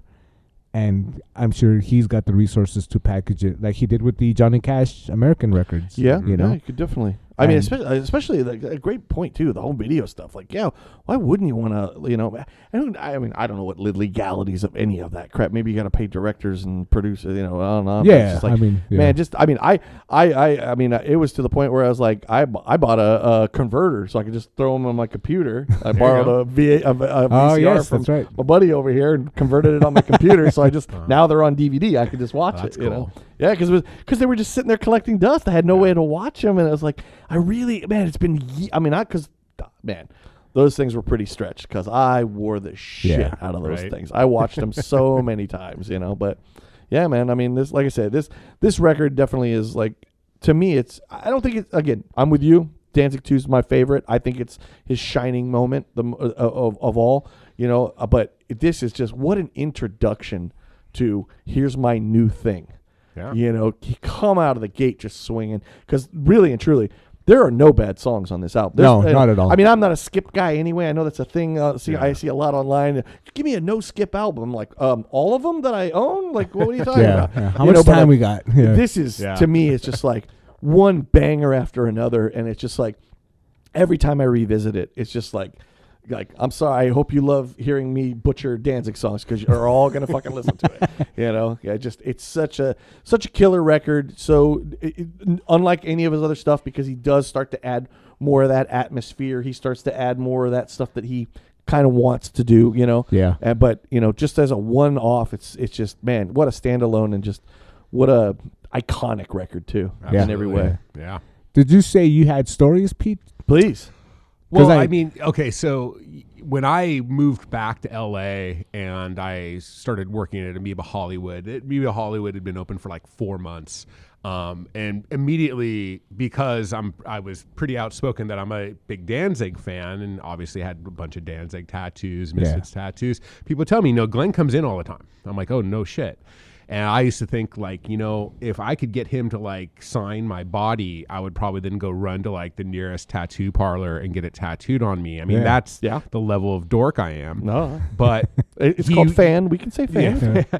You know, and then of course, working at Amoeba Hollywood, you would see so many celebrities, so many famous actors, musicians, and I have a million stories from whether I'm helping like Adam from Tool, or I'm helping like Q-Tip from Tribe Called Quest, or Forrest Whitaker or something. Nice. So eventually, and it first would happen at the buy counter.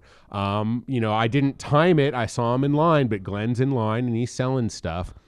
And he famously, you know, everything Japanese, toys and horror movies and stuff. So he was never trading anything of like of a personal collection, but he's Glenn Danzig. So sure, every metal label was sending him promos. Right. So I got him one day naturally. And of course I'm shaking maybe. But like he had these promos, and if you remember when they started doing like the stickers, I called them a sticker obi that would be on the top. So if it was sitting in a bin, you could kind of read the title that way. Okay. So they weren't shrink wrapped, but I was very dexterous with handling formats of music, as you just fucking do it all day long. So I just really quickly pop the bottom spine of the jewel case and flip it open, because it's not going to come off. Right. It's just going to open up because the sticker's attached. And I did that with Glenn, and he's like, whoa, I thought that was new. And I'm like, well, I mean, I understand you didn't play it. I'm like, but if it's not shrink wrapped, you know, it's new. And he goes, oh, I've never seen someone do that before. And I'm like, I just showed Glenn Danzig something he's never seen before. I mean, and to the point, like, oh God, I can't remember. It was one of the box sets. I think it was the Lost Tracks of Danzig. And I think it came as a 2 CD, like long fold out thing. And he was like literally in front of me telling me what a fucking hassle this whole release is, you know, the way they packaged it and all this stuff. And I'm just like, wow, okay. I'm like, and did you notice, Glenn, that you misspelled Hollywood on this too? Like, it was so funny because at that point he was also notorious for being very thrifty, you know I mean, with things, and very controlling on top of that. But I would see him all the time, and I think one time we had an in-store, and it's kind of like a Latin rock dance band. I can't remember the name. And I was coming out from the warehouse upstairs on the mezzanine, and I was like just being goofy. I was getting off work. I was going to punch out. And so I'm like dancing to the band, and Glenn's up there like shopping. And like I come down this aisle, and he sees me. He looks at me, and I'm just being like stupid, goofy dancing. And he kind of just gives me a look of disapproval. And I'm like, oh, fuck, man. He's like, no. You once impressed me with your CD skills, but your dancing skills. You captured me with your moves. I just imagine him at parties. Yeah, it's this guy with a beard. The way he opens CDs, man, I'm telling you. How did it go, Dan? Let me show you. It's just amazing. Yeah. I mean, and those are probably my only real stories. Just really brief talking to him at times, pretty much like at the buy counter, where I kept thinking about this before I came today. That was like how many great stories my wife has. Yeah. Because she'd played with him, like played shows with Glenn. And for those who don't know, Fireball Ministry. For Fireball Ministry. And they were kind of friends-ish. They would hang out. They hung out a couple times. But the one story to me, and this was like a whole night, was my wife picking him up and Crazy Craig with Jim. And I can't remember. She had like, was it like a RAV4? Or it was some shitty like car that was like seemingly embarrassing to be like picking Glenn up in. Yeah. But they were going to the Santa Monica Civic for like a WWE thing. Okay. And they pull up front. My wife's driving, right? And he's in the back seat. And they pull up front, and Glenn jumps out. He's like, hold on, I'm going to get the tickets, all right? And then he leans back in. Don't go anywhere. Like, hey, like, yeah, Glenn, we're going to fucking fuck off, dude. And then and this is hilarious. He comes back to the car, and he's like kind of stressed. He's like, oh, man, they're going to frisk me. I know it. They're going to frisk me. So he starts emptying his pockets. And the contents of his pockets are awesome. It's a straight blade razor. Hell yeah. And then like a fucking handful of Ricolas. Because you got to keep that voice. Sure, You know what I mean? And it's He so had crazy. all the same contents in his pockets that Heath Ledger's Joker did in Dark Dude, Knight. right? Straight up. And then I guess so whatever, they watch the thing and then they're about to go. And then the famous thing that my wife would always say to me is he like turned to everyone and goes, "Hold on, we're not leaving till I meet Triple H." Even Glenn's a fan of somebody. I gotta meet Hunter Helms Helsley. And then they're going back and they're in Los Feliz, and Glenn said he wanted to go by Wacko to the gallery, the Jesus de Luz, whatever, the gallery there. I can't remember. Is it Junko? But this Japanese artist had like display, whatever you call installation. Right on. And they were just like, dude, Glenn, it's fucking closed. It's like late. He's like, oh, they'll open up for me. And like, it's like, there's no one fucking there. So anyway, they're like, oh, let's go get something to eat. And, also if people who know Glenn in the neighborhood in his house, like he was often seen eating at the House of Pies. House of Pies, yeah. And so that was suggested that they go to the House of Pies. And for whatever reason at that point, he just says to everyone, he goes, "No, we're not going there. There's too many people there. Need a punch in the face by me." And that was this night. And Emily has a lot more stories, but they're her stories. Yeah. No. Those are great. That's awesome. Yeah, way to specify, by the way, by me. By me. By me. Not just anyone can punch someone. I am the one. I've had my run-in with Glenn at comic conventions, at Amoeba as well. I remember one time I showed my kid brother, my youngest brother, where Glenn lived out in Los Feliz. Mm-hmm. So we're driving past his house, and I'm trying to drive in a straight line and not hit the opposing traffic, but also tell my brother and my new girlfriend at the time, this is the famous Danzig house here, right? So we're passing by it, and I'm creeping just past it, just because I want to make sure I point it out. Yeah. So as we drive past it, I point out the window, and I said, "That's the house right there," really loud. But I didn't notice that Danzig himself is standing in his front lawn. Shades on, but it's like 8 p.m. at night. Yeah. Leather jacket, full get up, full everything, full Danzig get up. And like arms crossed, just staring at us. And I'm like, "That's the house right there." As he picked up a brick. And Yeah, pretty much. So, my kid brother was like, "Holy shit, that's Danzig, dude." Yeah. It Out was, there, adding out there names washing to his my- Jag. yeah. I'm going to add those names to my punch list. Yeah, exactly. Yeah. So do you guys remember, this was last year, this thing cycled around internet and social media. It was that refrigerator. Oh, yeah. That had all those stickers All on the it. stickers. Oh, yes, Okay. yes. So that's from Glenn's house. Right. Oh, Yeah. okay. And my friend is the one who took the picture and put it Oh, nice. from Mike Connolly, Yellow Gas Flames, experimental guy. Okay. Was part of the Noise Extra podcast, him and his wife Tara. Oh, yeah. Oh, yeah. So yeah. Mike was like, we were texting. He's like, "Dude, I saw it and I took this picture and I posted it." And his wife will do social media. He's kind of pulled back and he doesn't really participate. He's like, "But this was fucking hilarious because it came from like his house." His house. So it was like wildfire, this like fucking picture of this refrigerator It took spread. off. Yeah. Man, I've seen Reddit threads or whatever, threads where it's people are still wondering if that fridge is out there because they'll pay top dollar to get it shipped to them. I'm sure if someone even if you just took the doors off and kept that as Yeah. like artwork, I don't know, put it in the Museum of Death or something, Like the Museum of Death has like the cabinet door that that Roz Williams like hung himself Yeah. on. Oh, wow. Yeah. Holy moly. Yeah. Jesus. Yeah, I to sidetrack a little bit, I had one of the first times the Museum of Death popped up when it was over on Ivar. Yeah. This is when I used to frequent Dinah Cancer and her band Penis Flytrap. Mm-hmm. They got invited to the opening of the Museum of Death when it was on Ivar. So we're in there, and they had the door, the cabinet door there as well. Yeah. And the person that was standing next to me as they were displaying that was this old guy, bald old guy, also had his arms crossed, but he had by all intents and purposes, a Freddy Krueger sweater that said Halford on the front. And when I turned to look at the dude, it was Rob Halford. Wow. Yeah, I was like, oh my, I'm like, cool. oh, what the hell? I'm like, why are you here? Well, why are Same you reason here? you're here. Yeah, he's like, why are you here? I'm like, all right, fair enough, mister. You are a metal god after all. Yeah. I will let myself out. Thank you. Yeah, Aaron, do you have any other Danzig 1 stories that? No. I mean, the most any meeting I've ever had with him, usually it's a signing. I got to do one at Tower Records when he put out the first DVD of the music videos. Yeah, that was very cool, and also got to introduce my wife to my fandom of Danzig in that one. She knew I loved Danzig, but I just remember the guy in front of me. We just started talking, and that was it. And his wife was quiet, my wife was quiet, and the two of us just talking the whole time.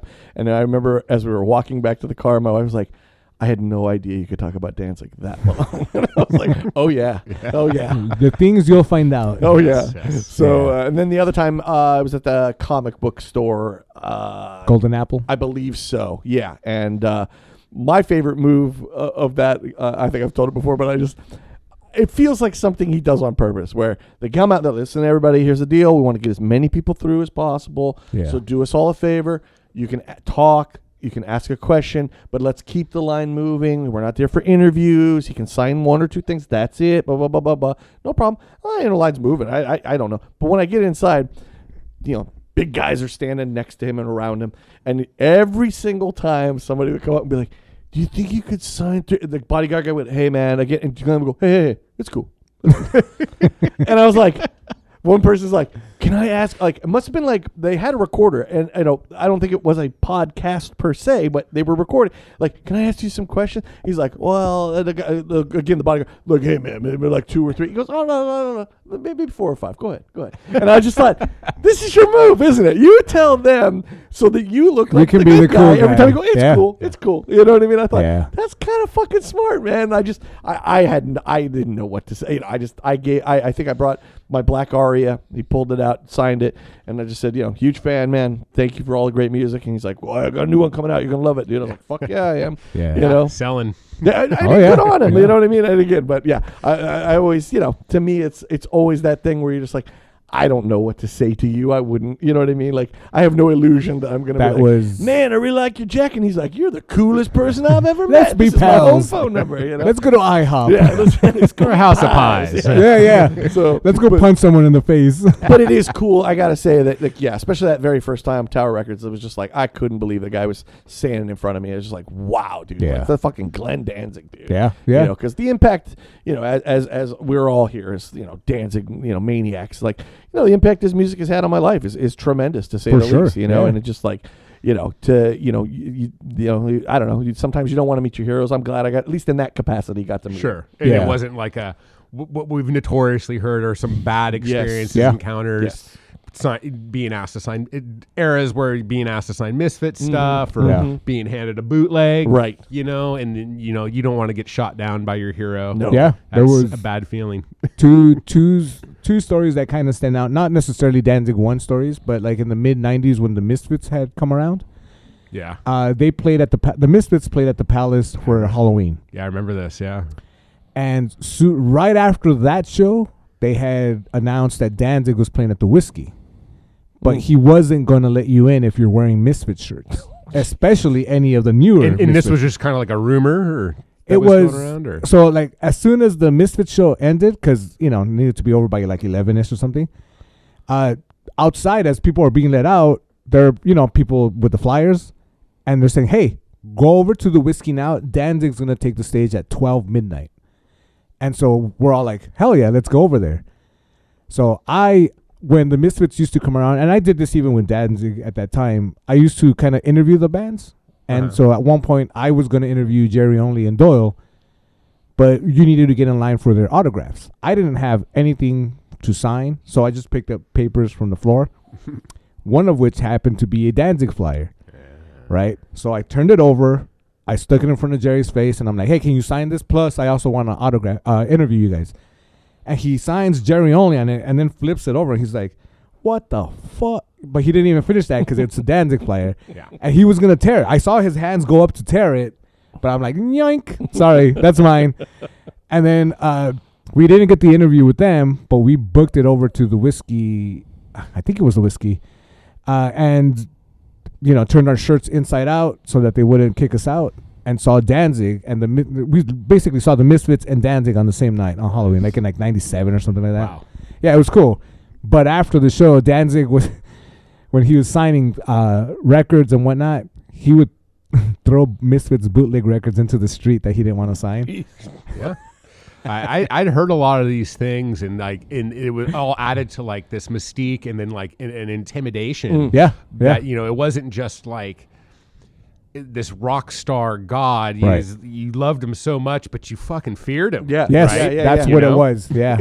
And yet, in that Danzig 1 video, there's that scene where they're walking towards the bus, and all the people are coming out towards him, and he tells the guys, that's cool. And they start coming. Remember, he like lifts the girl up, Oh, yes. and he's like, hey, and he's smiling, and he's very nice, and you're just like, I guess certain interactions is just, I got to catch him on the right day. I guess is really what it comes down to, That's so funny too. For all those years I worked at Amoeba, and would help celebrities all the time, like fucking helping Jimmy Page, helping Paul McCartney, things like that is just fucking crazy to think about. Yeah. People often would judge a celebrity based on that one encounter. And Big time. They're out in public, they're just living their life. Right. Yeah. And you don't know, Yeah. and that is so unfair to do to anyone, to be Of course. like those fucking 30 seconds I talked to that person. Yes. Now to you, they're an asshole. Right. Yeah. That's not cool. As a side note to what you're saying, just real quick, that's happened to me twice with two people that are beloved by everyone. Kim Kelly, one time she was doing merch for a show, and just maybe she's having a bad day. I don't know. I stood there for a good 3 minutes before she even said a word to me, so I could tell her what shirt I wanted to buy. Yeah. And again, I didn't walk away with anything bad to say about her, because look, touring's tough. Being a merch person's got to be tough. On and on and on. Maybe she's having a bad day. That's all good. Yeah. And the other one was Stuart Scott, the ESPN guy, cooler on the other side of the pillow. Okay. Black guy. He had the kind of wonky eye. Unfortunately, he's passed on. He had cancer about 5 years ago. Died. Oh, wow. I was standing outside. Interestingly enough, this ties into your wife. The Revolver Golden God Awards, and I was standing outside, and all these ESPN people start walking by, and I'm going, "What in the worlds colliding here? Metal guys at the carpet and ESPN guys walking by, and Stuart Scott." And I was like, "Oh!" And I go, "Hey man, cooler than the other side of the pillow." And he looked at me, and he looked up, he looked down, and just walked away. And I was like, damn, what did I do?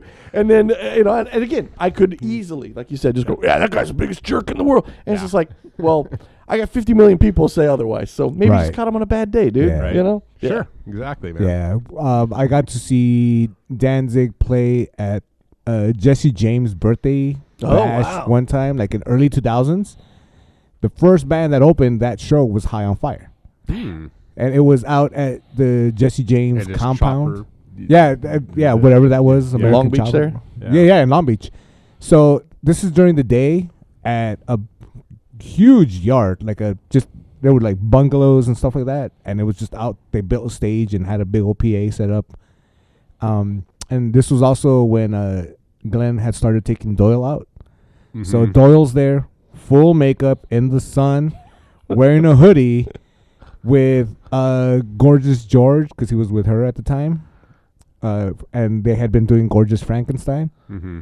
But Glenn's just walking around talking to Jesse James, and I'm like, "This is if I could take a picture of this right now, and then take that snapshot of the Danzig 1 video when he's putting on his gloves, right, and Jesse James is in the background, just right, you just barely see him, and I'm like, man."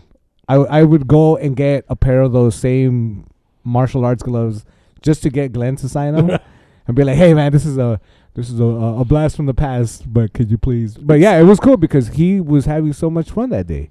Yeah, it was just like Glenn has fun. He does. Yeah, right. He likes cake. He likes cake, French onion soup as well. French onion soup. It is it's nice on the when you see him every now and again, and he is smiling. He's got a great smile, dude. Like when they were laughing about it in the bathroom when he's tying those things on, the guy's like, "Rock and roll, guys," and they're just like, "Rock and roll, what a loser!" They're all making fun of whoever said it. You're like, "Who is this guy?" You know what I mean? Like, does he watch this video and go, "Hey, what the fuck?" But just I also love when they're like he's getting interviewed like, "Hey, so you're reading comics?" "Yep." Yep. Like, this is your video, right? Like, I don't know why you're mad Yeah, at the guy you asked asking us to be here. It's just like, yeah. He's a interesting character nonetheless. And just like I said, this, the reason we, Nick and I certainly a connection.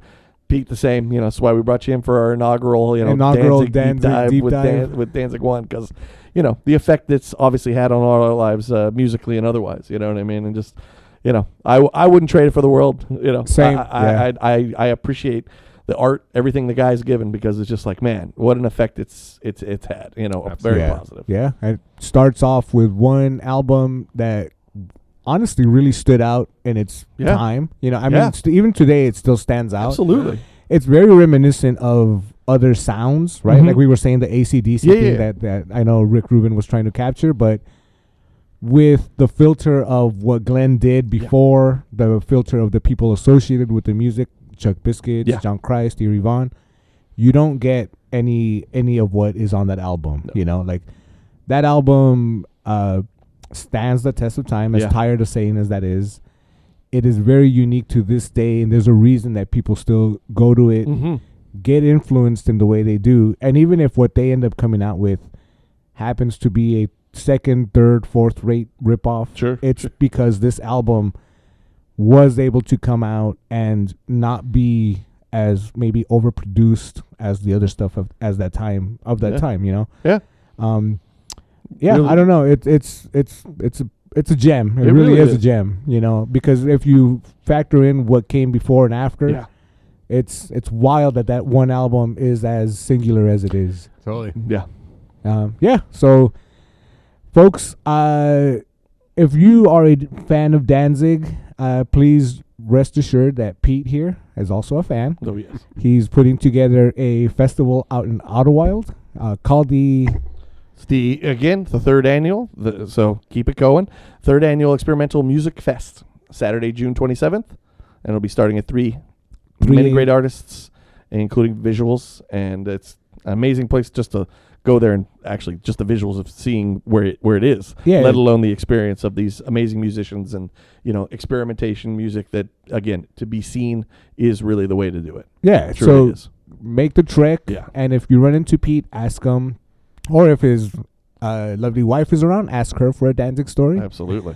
Make sure you pet the cats and be nice to them. Yes. Pete, what have you been listening to?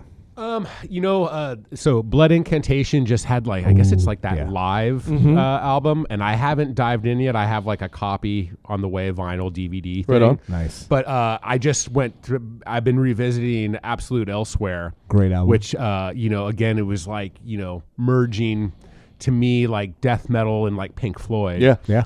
With obviously that they even had them open from Steve Roach, classic, what used to be considered new age music but ambient music, synthesized music. I've been listening to that a lot again, just because this thing was coming out, and I was like, I haven't listened to this in a while. Also, this band called Stormkeep has a new record out, and I think they've kind of progressed, evolved into a way I listen to this new album, and I'm like, these guys are like the modern day Emperor. Oh, with arrangements, the keyboards, the vocals. It's not just like a samey kind of black metal sound whatsoever. And from the UK, I think, right? I thought maybe they were actually from Colorado. Are they? Okay. Wow. All right. You know what? But I'm not always. I don't. No, it's all good. Super up on all Stormkeep. Of that. Okay. Yeah. I could check it out. Go ahead. And of course, I'm like that guy who I've told you, I have that FOMO. So I'm like, most of what's on my phone is just stuff I've been just downloading. I do a lot of Bandcamp and stuff like that. And what was else was I listening to? Okay, the new Boards of Canada, which I had a discussion with a friend, because apparently this has been a very polarizing release since they hadn't done a record in 13 years. Yeah. And some people are call bullshit on it. It just sounds like some presets and they're not doing that much. Which I said to my friend, I'm like, this sounds like people would argue with this band called Stars of the Lid, same thing. And of course, then you get that phrase that I hate, well, I could make this, or anyone could make something that sounds like this. Yeah. But I do really love the Boards of Canada record. And at the same time, it reminds me because I've just got my vinyl of the new Neurosis, and when they dropped that record, I couldn't stop listening to it Same. for like a couple weeks. I Same. just listened to the shit out of that fucking record. And then another fun one was the new Failure album, which I think since they got back together, this is like I think the third or fourth. Oh, okay. This is the best they have sounded studio recording wise, since they got back together, in my opinion. So those are things that I've been doing, and I know you guys were talking about Record Store Day. Yeah. And I managed to get a lot of Record Store Day titles from Discogs because honestly, I'm not getting gouged. I think it is really oversaturated, and then all these stores have copies. And again, depending on why you go to that store, it might have been their clientele's cup of tea. But Megadeth had the Hidden Treasures comp, with all the the soundtrack songs and shit that was always just a CD. I'm like, I really want that. And then I was able to get that. I'm like, for I think like $50, which is like not outrageous when you think of for me to drive somewhere and to wait in a line or something. Yeah. Plus it's limited. It's the whole, I mean. And they had just done like proper reissues of Countdown to Extinction and Euthanasia. So I kind of got all three of those at the same time. Nice. So the other night I was with my little kitten. We just sat in the record room and did a deep dive in some Megadeth. Nice. Right on. And Storekeep, you are correct. From Colorado. Okay, yeah. Yes. Yeah. Did you ever listen to MD45? Was that with Leaving? Leaving, yeah. You know what? I don't think I really did. I don't know if I ever once listened to it and then dismissed it, but I certainly haven't heard it in a long time. Famously, I'm not a big Megadeth guy. I only actually like 3 songs, but that album is really good. Okay. And I also like the version of MD45 with Dave Mustaine's vocals on it.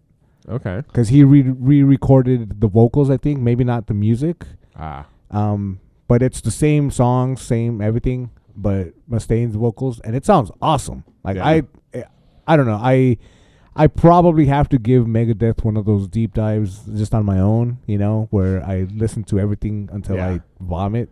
Because I was doing that for a while during the pandemic, right? During COVID lockdown. Yeah, what else are you going to do? Yeah, exactly, right? So that's how I knew I really don't like Iron Maiden.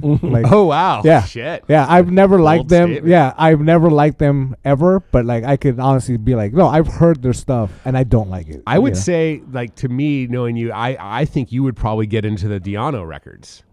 Everyone tells me that. Okay. You know what I hear? Because they sound more punk. That's right? the number one thing I've always heard. And I hear them and I'm saying, what I hear is, no, it doesn't. Yeah. I came up in punk. I know what sounds punk to my dumb ears. Yes. That's not it. And Iron Maiden would hate anyone ever. Yeah. They famously, Big time. Yes. Steve Harris, yes. they think punk music isn't even music. Right. They just snub that Yeah, shit. yeah. So those are my son's favorites. Yeah, he's an Iron Maiden fan. I'm not, but he loves. He will say over and over again his favorite are the Diano records. And those aren't necessarily my favorite, but knowing the epic career and all that catalog, and if you didn't like those, like the Dickinson albums, right? But yeah. Again, just because they're maybe one of the biggest metal bands that ever existed doesn't mean that everyone likes them. Right, yeah. You know what I mean? Aaron and I famously say that if we liked all the, and anyone out there, please excuse me for saying it, the normie bands that everyone likes, like Iron Maiden, AC/DC and stuff like that, it would go a lot easier for us because we wouldn't get into arguments probably, where we could just say oh yeah, I like that band, but and they're bands I respect. Don't get me wrong. I have nothing but respect for Judas Priest, Iron Maiden. They have songs that I definitely enjoy. Yeah. But album wise, I'm not into that kind of vocal. Right. That metal. I didn't start with that metal. I was into the heavier stuff. I mean, comparatively, if you will. So that stuff always felt a little weaker. You know what I mean? Yeah. For lack of a better word. Sure. But again, I respect the shit out of both of them because they have been flying the flag for metal from day one, and I for that alone, I will always appreciate them. But yeah, you know, I mean, yes, in a lot of ways, yes, it would be a lot easier because God knows when you say those things, it's just like it's like garlic to a vampire for most metalheads. It's just so funny too, because when you're with like-minded people and you kind of like 90% of the same thing, that's what it is. There's always these Yes. bands, right? But mutual respect, we can still have argument, conversation. It's always what's fun about music and about why people like this or that. Right. Yeah. And sometimes it just doesn't make any sense, Yep. right? Right. You know what I mean? Well, I'm like a perfect example. Like Nick and I both love Sun, so like I get it. I get why people wouldn't like so I can identify the other way. Yeah. Like I get why it may sound weird, you know, but I also love Sun. But I don't want to hear a lot of like real slow like funeral doom. Yeah. Which is like, wait, why wouldn't, like, I don't know, that doesn't, but this does. I can't, if I could explain it, it'd be a lot easier, but I can't. I like this. This tastes good to me. This doesn't taste good to me. Absolutely. How can you eat that and not eat this? Yeah. I don't fucking know. It's like another one I like to say is, you know, ingredient bands. There's a lot of bands. I look at their ingredients. I go, this is going to taste delicious. Yeah. And I push play and I go, oh, no, not for me. Yeah. You know, and it's just like, I don't know. I can't explain it, you know, but, you know, the ears love what the ears love, you know? Right. Yeah, cool. Right on. Any more that you've been listening to, or that was that's mostly it right now. Again, this can change. It'll be something I downloaded and I'll just go into it. I'll listen to it over and over again. Yeah. But the things that I've mostly been listening to a lot of were what I just said. Right, Yeah, right I on. mean, and again, what a special treat of a new Neurosis record. And not just because they're back doing it, but because I think they made like one of the best records they've ever made. I agree. I You know what I agree. mean? To be this Like- late in your career and make one is, and Aaron's influence, you know, and how they kept it a secret Yep. from everyone, and the way they recorded it, and they like tracked it live, and they did it in a couple different studios, I believe. Yeah. You know, having them talk about it, having Steve like being like, you know, it was so like on the nose that it, you know, Aaron Turner, right, and the Neurosis jokes and all that shit, but like. Even when that morning when I saw it in my email, and I was like, I'm like, it couldn't be a new thing. Is this like a compilation? Is it a live record? Right. And then of course, you know, we're texting each other, friends, and like, did you fucking see this shit, dude? Yeah. Like, and then you listen, you're like, oh my god. Yes. Yeah. So that, I mean, in the world we're living right now, and as aptly titled as that album is, Yes. so. What a special treat, and so awesome because those guys, I mean, for the fans, like that is one of those bands. Yeah. You know what I mean? I wholeheartedly agree. The day that came out, my number one over here, the Subotai to my Conan, my ride or die sent me a message in the morning, and I was like, wait a minute, I'm not ready for this. Well, part of that was also like, I have to confirm this is real, and I'm not completely losing my mind here. Like, you're seeing this too, right, Nick? I mean, I know you can't technically see you can't it, see this, but you can see this. You know right? this is a thing in the world, and I was like, tell me I'm not being great. Same as you. It was like live. Wait. And I had to read it like twice before, and it was just like, oh my god, dude! Like, wow. And then you're right. You push play, and you're just like. Because the hope is high, obviously. Oh, And then you push play, and you were like, well, we're done here. Yeah. I mean, everyone else is going for second place. And it's like the heaviest record since like Through Silver and Blood. Yeah. You know? Yeah. It's got David's vocals up front that's again. another one that's fantastic to finally bring that back. You could hear his bass clanging around. You know, you can hear Aaron's vocals when they kick in, and his clean singing. That was because it also. That harkens back, that's so reminiscent of like, ISIS, right? Yes. So, and then there's like two great tastes that go good together. Yes, it's exactly. Like, fuck, yeah. dude. Chills. Like, you were asking, like, can you imagine any the first Danzig with any other people? Like, honestly, you go Aaron Turner, you're like, well, yeah, duh. Yeah. See, but that's after the fact also. But even still, like, you just realize, like, well, no, it couldn't be anybody because else. Like, it just really couldn't. When we're in, like, say Neurosis. Sure. We're in the midst of Neurosis. We can't imagine anybody else. No, like, for the longest time, I thought it would be homeboy from Amin Ra who would maybe find a place in the band. Because I know, like, Scott did a bunch of work with them. Right. Like, he's been on each of their albums up until maybe the last couple. Right. And they are huge fans. Oh, yeah, no. But also, having lived in Boston for a bit, I knew about the Neurosis whole thing going on and how, like, ISIS out there being what it was. And then when Aaron moved out west, he brought that kind of with him, right? and for him to have any I guess frequency to the Neurosis guys, it must have been like, oh, he's gonna produce something for them, or he's gonna mix something for them, not, oh, he's gonna write music with them and then be in the band with them. Full like member. Yeah, Yes, right. yeah. That's You know- yeah. you know Not what I guest mean? star. Yeah, Like, not guest stars. Yeah. It's just like, you're one of us, and it's like, wow, this. but could- that makes sense with it kind of makes sense with them too. Is the idea of like there's no guests in this gang. It's a Right. brotherhood. You're either, It's a exactly. family. Yeah. You're in or you're out. And if you're going to be part of us, then you are part of. And I love, like you said, like Steve has talked about it in many interviews. It's not just Aaron came in and just started playing guitar. Like he had ideas. Yeah. He had things that fit with things we were already doing. And it's like, okay, we made the right decision here, and we know we can keep going forward. They feel newly inspired. Is Yeah. really what that. Oh, album yeah, feels sure. like, Yeah. You know, in a lot of ways. Yeah. It's exciting to see what will come other Oh. than, the Fire in the Mountains festival. I mean, Neurosis really hadn't toured in a long time. Yeah. It was always just a bunch of like one-off shows here and there. Yeah. But will they do those? And will there be another record? I mean, I definitely think they would probably do another record. Mm-hmm. Yeah. But yeah. it would be great to see that lineup perform live. For sure. Yeah. People would lose their minds. It really. Especially if they bring out Great Falls Oh. with them. Ooh. If they're smart, Don't even get me started. Great Falls and Neurosis tour would be amazing. Man. They are Great Falls is my new smack. I cannot get off it, man. But- Oh, right on. So, Aaron, what have you been listening to? Interestingly enough, so the last time we talked, one of the bands that you brought up, when I was saying I was looking for bands that were like Great Falls, and you said Botch, and I said, Oh, oh, yeah. yeah, no, I'd heard them. I'm pretty sure I didn't like them.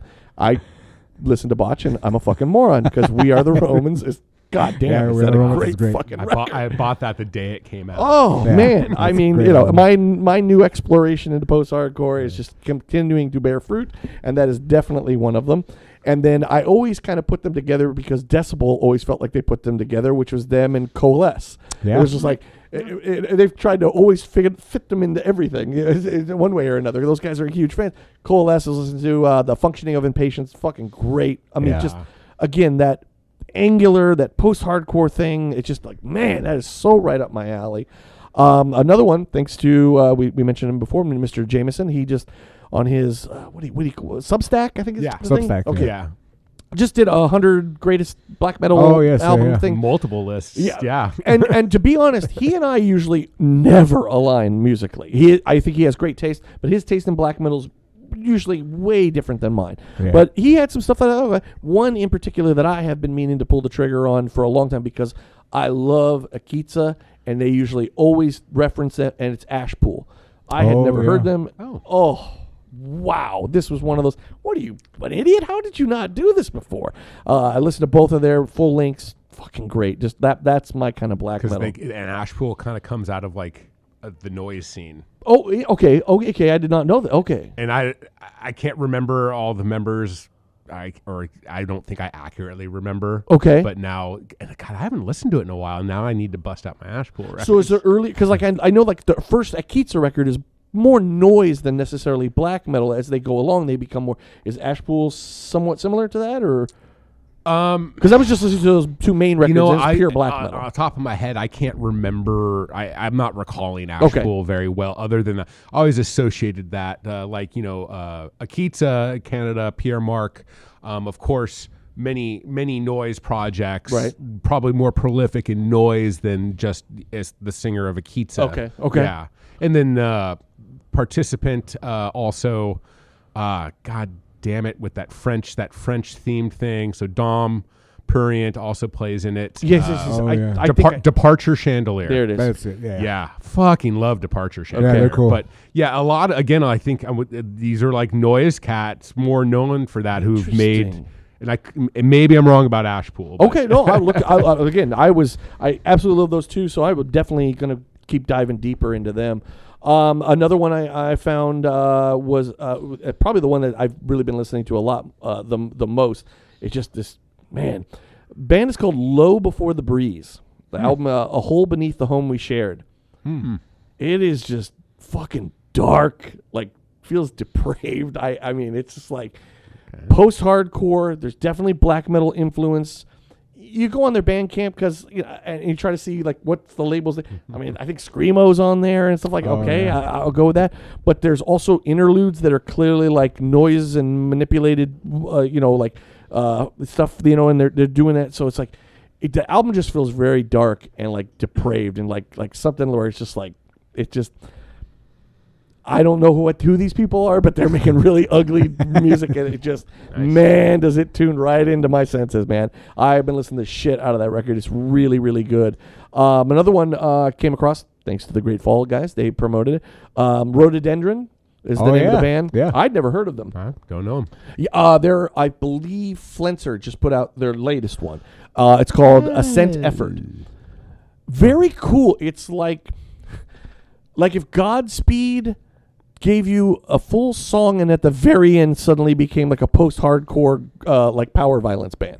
Like every song is like super atmosphere. It's like just foreplay, and then like the last 2 minutes of almost every song is just like, yeah, and it's like, oh fuck yeah, dude. That album especially. The album before is way different though. They're very experimental in that way. The first album is kind of hints of a maybe kind of bungle-ish kind of feel to it, where it's just like, man, you're putting like, you know, 20 pounds of shit in this 10-pound bag. It's like you're going everywhere. You know what I mean? Yeah. But yeah, it was really cool. Thanks to our friend Pete over here. You actually inspired me because I realized I'd never heard of Boards Kansas. The name especially. Oh, okay. But I'd never bothered to listen to them. So I did what I did, and what's their most popular album? Well, it was Music Has the Right to Children. The best. So I thought, okay, I'll check it out. I was 3 songs in, and I was like, this is something the wife would love, man. So I sent her a link. I said, hey, I think you might dig this. She said, like, she was one song and hit me right back. Oh, yeah. And then she hit me right back and went, wait a minute. I actually know these guys. They were on some mix that I heard one time. I love these guys, which I was like, okay, so I'm the last person on earth who knows who Boards of Canada is. I think there's a Boards of Canada song that they use in the documentary Until the Light Takes Us. Yes. Oh, really? Yeah. Okay. Yeah. Shit. Again, I saw you raving about the new album, and I Yeah. thought, okay, I'll go. I've never, you know, and I did realize I had seen that cover on a bunch of like lists and stuff like that. I mean, but it was like there was a big campaign like in listening parties because it'd been so long. You know what really? I mean? So it was, again, that's why I was saying it was similar to like Neurosis. You know what I mean? A band Gotcha. that you didn't think was going to come out with anything again. You know? But I dug it. I liked it. I checked out their second album, Giogatti. Okay, we'll go with that. I got Rhododendron. We're not getting any more out of me, I promise you. But I dug that. Obviously, they go in a little different directions, a little more psychedelic. I thought that was really cool. That one feels like something I'm definitely going to have to give more listens to kind of fully absorb. But Totally. It's a long record. Yeah, that was another way. I was at work, and I was kind of like, I've got lunch here pretty soon, Boards of Canada. Come on now. But no, I really dug it. Thank you, Pete. Because it was definitely one of those ones. Well, especially, again, like my wife knows it. I'm looking around like people are raving about the album. That's what I'm seeing, aside from yourself. Most people are saying to dig it. And I was just like, how have I never heard these guys? I got hit up right away by people who are like, no. Oh, really? No, Interesting. Pete. And I'm like, God damn it. And then of course it came to like, well, you know, we all have our things, right? I respect your opinion, and I get why some other like heads are like calling bullshit, but like, I'm sorry, I listened to the record, and sometimes you're also getting that, and you're like, well, I didn't really listen to it. But you got an opinion. Right. Yeah. Plus, I feel like, especially something like this, at least with the two that I've heard from them, I don't know that I could listen to anything they do once and have a strong opinion on it. Yeah. It feels like something I really have to sit and absorb. I give it 3. You know, I 3 think, listens on something, and then I can form an opinion. Yeah. Okay, fair. I mean, I certainly, one listen, you can form an opinion on anything. I just prefer, you know what I mean? Because there's certainly bands I've heard the first time I go, this is fucking amazing. I throw them on a week later and go, the fuck is this shit? Yeah. You know, what was I listening to, you know? Yeah. But yeah, again, thank you very much. Surprise one I didn't even know. Gnarls Barkley put out an album, Atlanta. Yeah, had no idea. Apparently, it's their final album. Amoeba actually promoted it. They were selling it Friday, so okay, I'll check it out. Cool. I like, I love those first 2 records. I think they're real fun, kind of weird, and all over the place. This one was really neat. Not as experimental per se, but more almost like an R&B record. Like it was really like really smooth shit and just like real chill. I did enjoy it. Atlanta is what it's called. I would definitely recommend it. And Freddie Gibb, one of my favorite rappers going right now, he just put out "You Only Live Once," You Only Die Once, deluxe version. Which I was like, okay, what does that mean? So essentially, he's got a separate album. So now it's like a double album. He had put this out, I think, last year, and now put out another one which got, I think, 7 or 8 new songs attached to the album that he put out last year. So they were really good. I like him. I think he's amazing. I think to me, he's one of the best rappers going right now. I just think his flow, his choices, and especially when he gets together with really good beat makers, like the guy kills it. Last one, I took a really deep dive. It's been a long time. Was Clutch. I hadn't listened to them in way long time, man, and I just went through it and just like, man, I forgot how good. For me, it's up until Strangers from the West. Yeah, that's the last one for me, where they got more rock and it's like, okay, you go do you. I'm gonna be over here, but yeah, still very much like, goddamn, those records are so good. And to me, I think Elephant Riders is still my absolute favorite. It's very unique in the catalog. Yeah, right. Like they really do have their own sound. I don't know anybody, like, they have familiarity, but there's nobody that sounds like them. You know what I mean?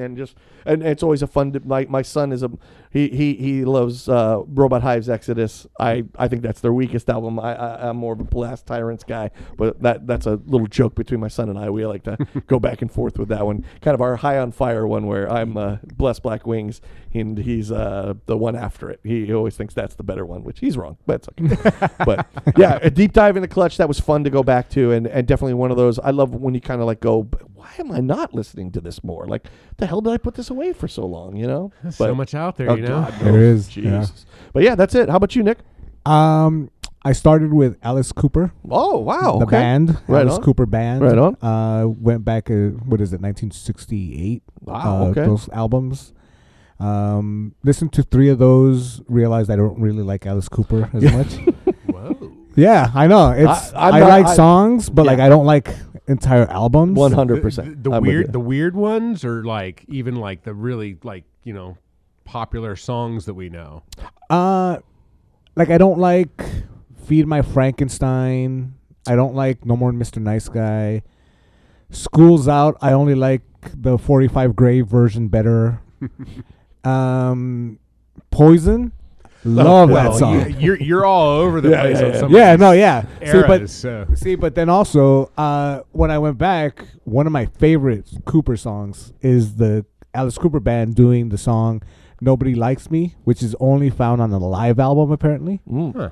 Yeah, Okay. and I mean, I don't know the history of the band or when he switched over to being a solo performer without giving the band credit, but you know, a couple of those songs, I as the saying goes, I wouldn't turn off, right? Yeah. But at least I gave it a shot. I think I went through his career enough to, again, be able to form the opinion of like, well, I've heard enough of this and I don't think I like it, right? But it was cool. I do like the song "I Love the Dead," which I think the band Samael covered at one point. Okay. So that was cool.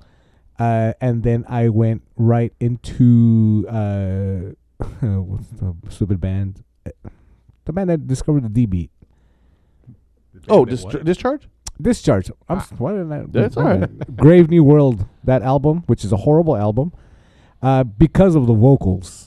But the music is top notch. It's like almost classic metal sounding, you know. But the music are really annoying, really nasally, high pitched kind of. Is it the same vocalist that was on? Is just trying something new, or trying something new? Okay. And very famously, when they toured with Cro-Mags, and they got so much shit thrown at them during those shows. Discharge did. Okay. So when, you know, many years after the fact, when Discharge opened for the Misfits, which we actually went to go see. That's right. At the Forum. Yeah. It was the old style of vocals. Okay. It wasn't the horrible vocals. But what I did learn was that I probably like bands with those types of vocals. I just don't like when Discharge do it. Okay. You know, which, again, you know, go figure. Right. But I did start going through my run of Roy Orbison. Oh, nice. Which I love Roy Orbison. Everything he did is great to me. Up until Black and White Nights, which is a classic performance and album as well. I listened to some Anti-Cymix, which is a British kind of crust D-beat band. Okay. Another also in the crust D-beat vein is Flower. with I don't know her name doing vocals, but one of the angriest vocals around, I would say right now. Are they a newer band or? They are newer. Okay. Yeah, I think maybe they have 2 albums and maybe a couple of EPs out right now. Okay. But Flower is awesome. Flower. Yeah. All right. Yeah, that was pretty much it music wise. Not much really, cause actually, I went with my wife to see Bright Eyes perform a couple of albums. Yeah, well, I love Bright Eyes. I am a big Bright Eyes converted fan, because I used to hate him just because my wife loved him so much. It was one of those things where she also hates Danzig because I love Danzig so much, right? Okay. But then because of her and I going to the shows and her listening to it so much, I started paying attention, and I'll be damned if that dude's not a good lyricist and a good songwriter. Yeah. I understand it's also not for everyone, but Hey. but when I'm there, I could not stop myself from singing along. So Aw. yeah, it was cool. And it was at the Hollywood Bowl, so what a nice. what a venue to see that. Yeah, I did. I had a bunch of friends who went to that. Yeah. It was awesome. I had a great time, and the opening band, which was the Moldy Peaches. Oh, yes. Yeah, Kimia Dawson and Adam Green. Adam Green, yeah. Yeah. They were also awesome, and they gave a shout out to my absolute favorite wrestler, Mick Foley. Mm-hmm. So that was cool, So I did listen to 2 Bright Eyes albums, because those are what he was performing live: the Wide Awake It's Morning and the other one. and that. And that other one. As your wife is yelling. She's just pulling her hair out of her head right now. You know the names. Yeah. But yeah, that's all I've been listening to. Right on. Yeah. What have you been watching? Again, constantly watching Beverly Hills 90210. It's like a day that I don't, it's not as good. It's just like a happy place for me. Yeah. I will often put like AirPods in at night, and I'll go to sleep, and I just listen to episodes and go to sleep to it. Nice. But you guys had mentioned this one show, DTF St. Louis. What an amazing burn that was to that fucking last episode, where I think in that scene when they're dancing in the underwear, my wife and I are both going, what the fuck is going on? Yes. Loved that show. The reveal of that was great. Always, all the actors on that show are fucking awesome. So great performances. What an original idea. Also, I don't know if you guys saw, there's a thing called Jury Duty. Yes. And then they did the second one, which was like the company retreat. Yes. With the fake hot sauce company. Yes. Not as good as the first Jury Duty, No. but this was fun, and they filmed it like right where I grew up. Oh, get out. Yeah, it was like Okay. off like Triumpho Canyon, like right off of like Canaan in like Malibu over there. Wow. So that's That's like cool. I think it is technically is Agora Hills. Okay. So, but yeah, I really enjoyed that. I think what I love about it is how lucky they were. They found 2 of the nicest people to do this to. It could have so gone the other way, and these guys could not have been cooler about the whole thing, man. And it's so neat, No, totally, absolutely, yeah. It's super fun. I like that style, for sure. And then I throw on random movies I've seen. Like I don't think my wife had seen Logan. Oh. And I'm not really an X-Men movie guy. Yeah. But that would be my favorite. Because One of the better ones for sure. And I don't think my wife loves the X-Men movies, and I don't think she had seen it. And I think it was like Netflix saying like, this is going away. And I was like, oh, fuck, let's watch Logan. Hell yeah. I love that movie. It's great. Yeah, No, that's awesome. I love the adult versions of these. right? Yeah. Yes. Yeah. Right on. Anything else? Not too much. Again, Right I'll put on a lot of the same shit if like my wife's not around and I'm gonna like stare at my phone or I'm making food. It's gonna be the same old shit that I always do. Plenty of comfort ones, like you say. Yeah, definitely. Yeah. Aaron, about yourself? Did watch quite a bit. Him. I don't know if you guys seen this. Is what's his name? Jordan Peele's Monkey Paw produced it. So it is about a black athlete who is the top football player in the country, and he's going to be drafted by the best team in what is ostensibly the NFL, but he will be taking over for what is the greatest quarterback in the league at that time. It is a story you're kind of familiar with, young kid trying to figure out, how, but they do it in a horror way. Yeah. So it's very gory, very essentially the idea is, without giving too much away, is if you're going to be the king, you got to kill the king. And the idea, there's obviously the fact that he's an African American. There are elements of that the idea of used for your talents, used for this. There's a lot of biblical imagery. The team is called the Saviors. You know, it's he's raised from a young boy that his dad's like, you have a talent and you're going to be great someday. You're going to play for that team. Also, the name him, as in him, the one, right? All of them. There's little sprinkles throughout. The kid's name is Tyreek Withers, who's the main star. But the one that most people wouldn't know, Marlon Wayans. He plays. Okay. He's the older quarterback and the new kid who's coming in. The idea is they're going to draft him. They want to draft him number 1. He is invited to his compound. So I saw the trailer for this. Yeah. It's I would. Is that like he was going to like a combine or something? It ends up being into like a gory horror movie. Yeah, they do a really. It's creepy. It's weird. It does get very gory, but it's really good. The other one that I forgot that was in it, Jeffries, the comedian, the Australian comedian, Jim Jeffries. Jim Jeffries is in it. Huh. He's really good in it. He does it's a different part for him for sure. But I really did enjoy it. Real quick too. I think it's hour and a half. You're in, you're out. They get you going, and you know, obviously there are deeper messages in it, but you can still just enjoy it as a fucking gore fest of a horror movie. Yeah. But it's on, I believe right now it's on Netflix if you get a chance. Cool. The other one, the Jack Ryan new movie, Ghost War. You know, I like political thrillers. I'm always in on those things. The Clancy novel, you know, Patriot Games, all that shit. So I watched the TV show, really enjoyed it. Saw they were coming out with a movie, checked it out. Again, more of the same. You're not gonna be surprised. He saves the day. I know. Shocker. Is it the same guy from the show? Yes, the kid from The Office, Wendell Pierce. They bring back all the same. The newest character, Sienna Miller. She plays like a British operative. So now they team up with the British to go after a guy, and so on and so forth. You know, again, if you like political thriller, you know, guns. Oh man, we got to stop this thing from blowing up, and blah blah blah. Yeah. Check the hard drive. You know, all that kind of stuff. Got all that. Lots of fun. I'm a sucker for those. Certainly, the newest one, took the family to go see it, was the Mandalorian and Grogu movie. Ooh. Fun.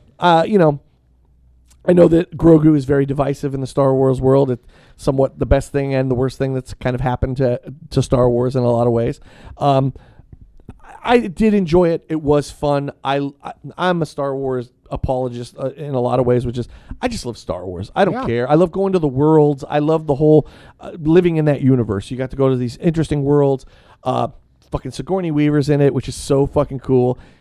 I almost don't want to say, but it just deserves it. She gets to pilot a fucking X-Wing, which is so badass. I mean, you're talking about the queen mother of yes. fucking action heroes.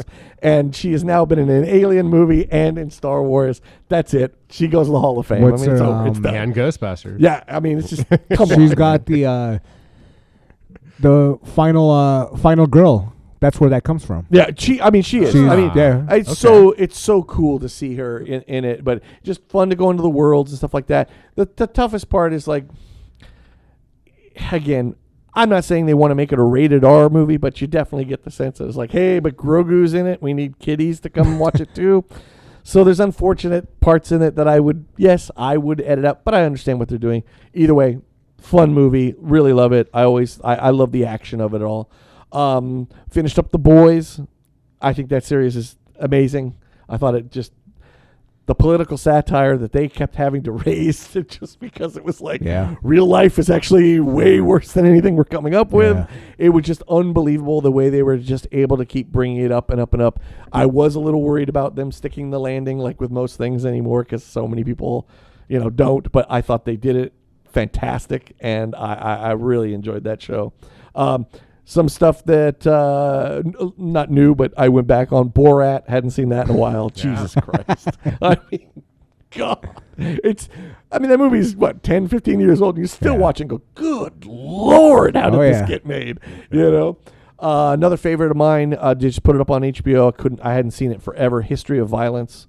Fuck, man, I forget how good that is. Really good. That's Cronenberg and Vigo. Yes. Vigo. Yeah. Oh man, I forgot. Just like, and another quick one. He's like, they just drop you in it. You know what I mean? And it's just like, and that opening scene of those two dudes, that has to be one of the most sinister scenes when the little girl comes out of the little motel, and he's just, oh Jesus Christ. That's a graphic novel. Yes, which Yeah. I learned. Yes, which I was like, oh, okay, that kind of makes sense. I Yeah. love when Cronenberg. I mean, it's a Cronenberg movie. Don't get me wrong, but I like when he does these ones like this one, like Eastern Promises, Eastern that aren't Promises is another one. necessarily Yeah. the typical, if Yeah. you will, Yeah. air quotes, Cronenberg stuff. I really dig those. But Yeah. yeah, it was really cool. I was actually kind of proud Papa because my kids were kind of watching, but they don't want to watch anything with the old man. But they saw the part where he shoots that dude in the head, and then they show it where it's like jaws wide open, blood's coming out. Oh, yeah, And my yeah. son was like, "Whoa!" And I was like, "Yeah." And he goes, "Oh, is this like the Crowbird?" And I was like, "Cronenberg." He's like, "Oh yeah." I was like, oh, "Look at that, I'm proud Papa over here." Last thing I watched, I actually just finished it last night. It's a show on Netflix called The Four Seasons. Just had a new season of it. The Oh, second season. yes. Just put out a second This season. is. I had mentioned this one to you. This is the one with With Tina Fey and then Steve Michael Carell. Yeah. Yeah, I think I started the first season. A lot of this I do with my wife, and then we forget and we don't, and then, Well, and I didn't yeah. even it just like I was just checking, and all of a sudden it was like, oh, there's a season. I didn't hear anything about it. I didn't even Yeah, know they they were just gonna- dropped season 2, Yeah, like whatever. so Yeah. I did finish it. I feel a little old watching it sometimes because it's like this adult contemporary. Like, remember when we were kids, they had the show 30 something, and you're like, that's for old people. I ain't watching that. And it's like, that's kind of what we're watching now. But I think everybody in it is just really fantastic. They deal with some interesting stuff. It's also one of those shows that I love where it's like, it's a good thing everybody has money because otherwise a lot of these problems don't exist. You Yeah. know what I mean? But I like watching all of them together. Will Forte, I will watch him do anything. I think that guy is fucking one of the funniest people on earth, let alone just he's great in it. And Tina Fey's always really good. All of them are in there. I think just do a really good job on the show. But yeah, it was another fun little watch. Fun season. I love just the idea of it. Like every couple episodes is a different season, so you're capturing them at different times of the year and what's going on in their lives. This one also did an episode where we get to go backwards, so you get to see. Oh, there were some seeds planted long before they realized some of these things that were about to go down, and and you just like, oh, okay, so yeah, I really enjoyed that. But that first season we had seen it. It was I liked it. I thought it was really good. I would definitely recommend it. Again, it's definitely an adult viewing, but it's fun. Everybody in it's really good. How about yourself, Nick? So we made our kind of triumphant return to the theaters. Right on. There were some horror movies that came out recently that I didn't want to really miss. Firstly was Obsession. Obsession's a great movie. Good to hear, because I've heard been hearing good things. Quick movie, maybe an hour 30, hour 40 of anything, but it's, I guess, kind of low budget, 70,000 to make, 75,000, and it's made over 130 million now. Jeez. The story is very reminiscent of a storyline from like the 80s, 90s. I'm not going to give away too much, just in that, like, what you think is the actual obsession, there's an inverse way of looking at that. Okay. And the people that start realizing what that inverse way, that inverse kind of thinking or frame of thought is, you kind of hear them come to that realization where it's like, oh, that's what they meant by this. Interesting. Yeah, it's cool. It I is love really the cool. movies that do Yeah, that. and it, like I said, it's really fun. A lot of sequences in the movie don't have background music in it, Interesting. so they hit a little harder Okay. for a person like myself who can't see the screen. Sure. But the dialogue and the sound production is what it is. Right on. When it gets gory, it's nasty. Gory. Okay. Yeah, and it's real cool. Everyone who acted in it is awesome. Again, I don't know what they look like, but it doesn't matter to me because they got the story across, right? Also saw Backrooms, which is fantastic. Cool. Good to know. Goddamn tastic. Isn't the director of that like 21? 21, Yeah, and crazy. yeah, it's wild that they won. Well, he also has the most lore behind the Backrooms. Like, he's got pages upon pages of lore that he's never going to introduce into the movie. Oh, wow. And they said he came with it because if it ever becomes something else, which I think it might, like, I think there might be a sequel at some point. How could they not at this point? Especially if it's successful. Yeah. Forget about it. Yeah. He's coming prepared. He's coming ready, right? So the fact that he thought about it to the extent he did before it was even a movie, is perfect. Like, this is a kid who came ready for the assignment, and it pays off because it is, in the shortest way to describe it, a liminal space horror movie. Right. When you actually when you put yourself into that liminal space, it is very, very, it can overtake you even as a viewer or listener of the movie. Oh, you know? yeah. Yeah. No. So you kind of, you're feeling it as you're watching it. That's good. You know, and I was excited when I saw the previews, and then of course my wife had no idea. So I was like, we're gonna explore YouTube, and I'm gonna show you what this where it originated, what the thing is. Yeah, like she was just like, what the hell? I'm like, yeah, I can't believe they're making a movie. This is fucking crazy. Yeah, I forget what his channel's called. I think it's like Corey Pixels or something. Something like yeah. Which is where you can still find the old videos. And I did hear that they're gonna maybe collect all those and put them into a special edition disc to release with the movie at some point. Just because you get the movie, and now if you want to know what's in the backstory, there it is, right? The backstory of the Backrooms. Cool. Also, my latest one was the newest Masters of the Universe. Oh, okay. Which I just saw yesterday. I can tell you it's a fun movie. It's not, if you want a He-Man movie like the cartoon, you're not going to get that. That's okay. Yeah. You're also not going to get a movie like the 80s He-Man movie. I gotcha. It's just as goofy as the 80s one. Okay. This is more a parody of what a He-Man movie should be. Okay. But it is fun. It is That's what it looked like to very, me. very fun. The main guy, Nick Galaxine or something, does a very good job at portraying kind of a goofy Prince Adam. Okay. Makes a great He-Man. He-Man.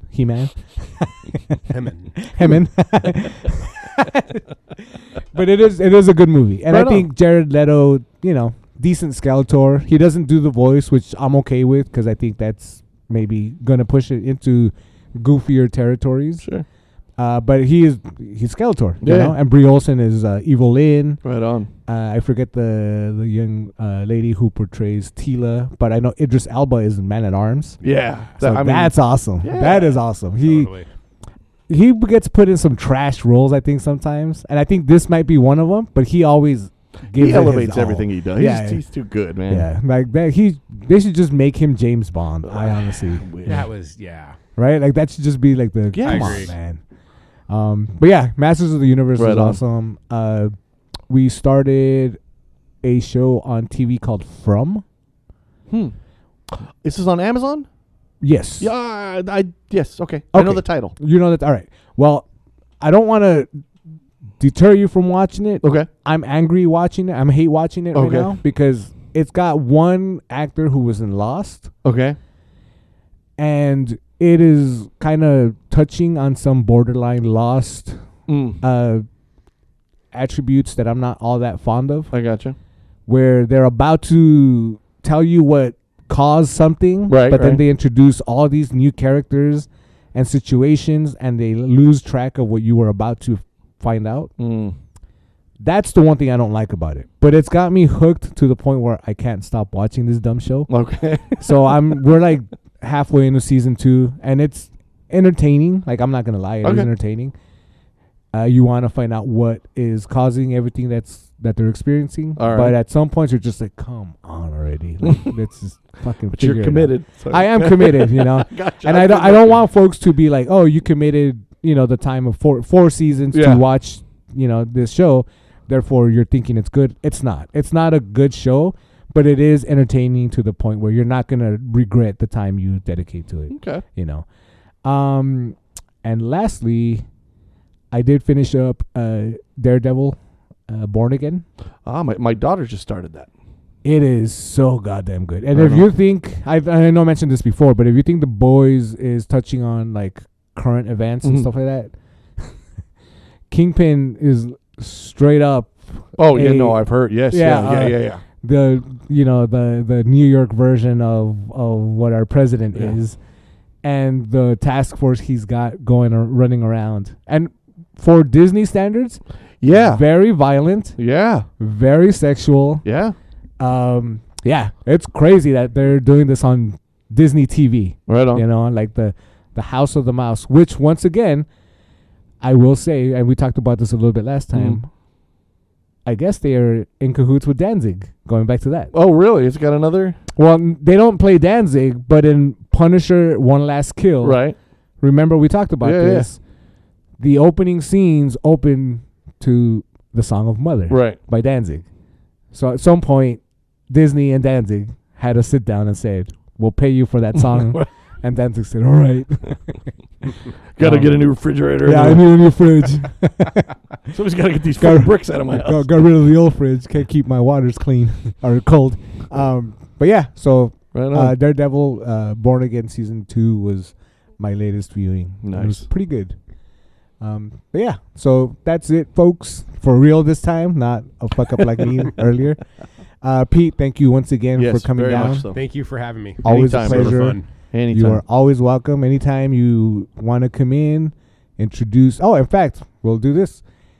If you ever want to come back in, we are going to probably ask you to bring in either a movie or an album to introduce to us. Yes. Oh, okay. Yeah. Some we're thinking of doing where we bring in friends, introduce albums that perhaps we haven't heard, and listen to them, and then we convene and kind of talk fun. about them. Yeah, that's a good idea. Yeah, whatever. Don't take our previous comments about not liking something into consideration. Just well, unless it's Red Hot Chili Peppers, and otherwise, because then that'll wouldn't do that to be. my worst enemy. Sorry. Oh no. Sorry. Again, we can edit. It's okay. We except for Red Hot Chili Peppers, they're Yes. never welcome. No Even in the shout-outs. state of California, they're not welcome. Right. But yeah, that's something we want to kind of start exploring with friends of the show, you know. But thank you for being here for our first installation of the Rehearsal Room Friends Club. Absolutely. Totally.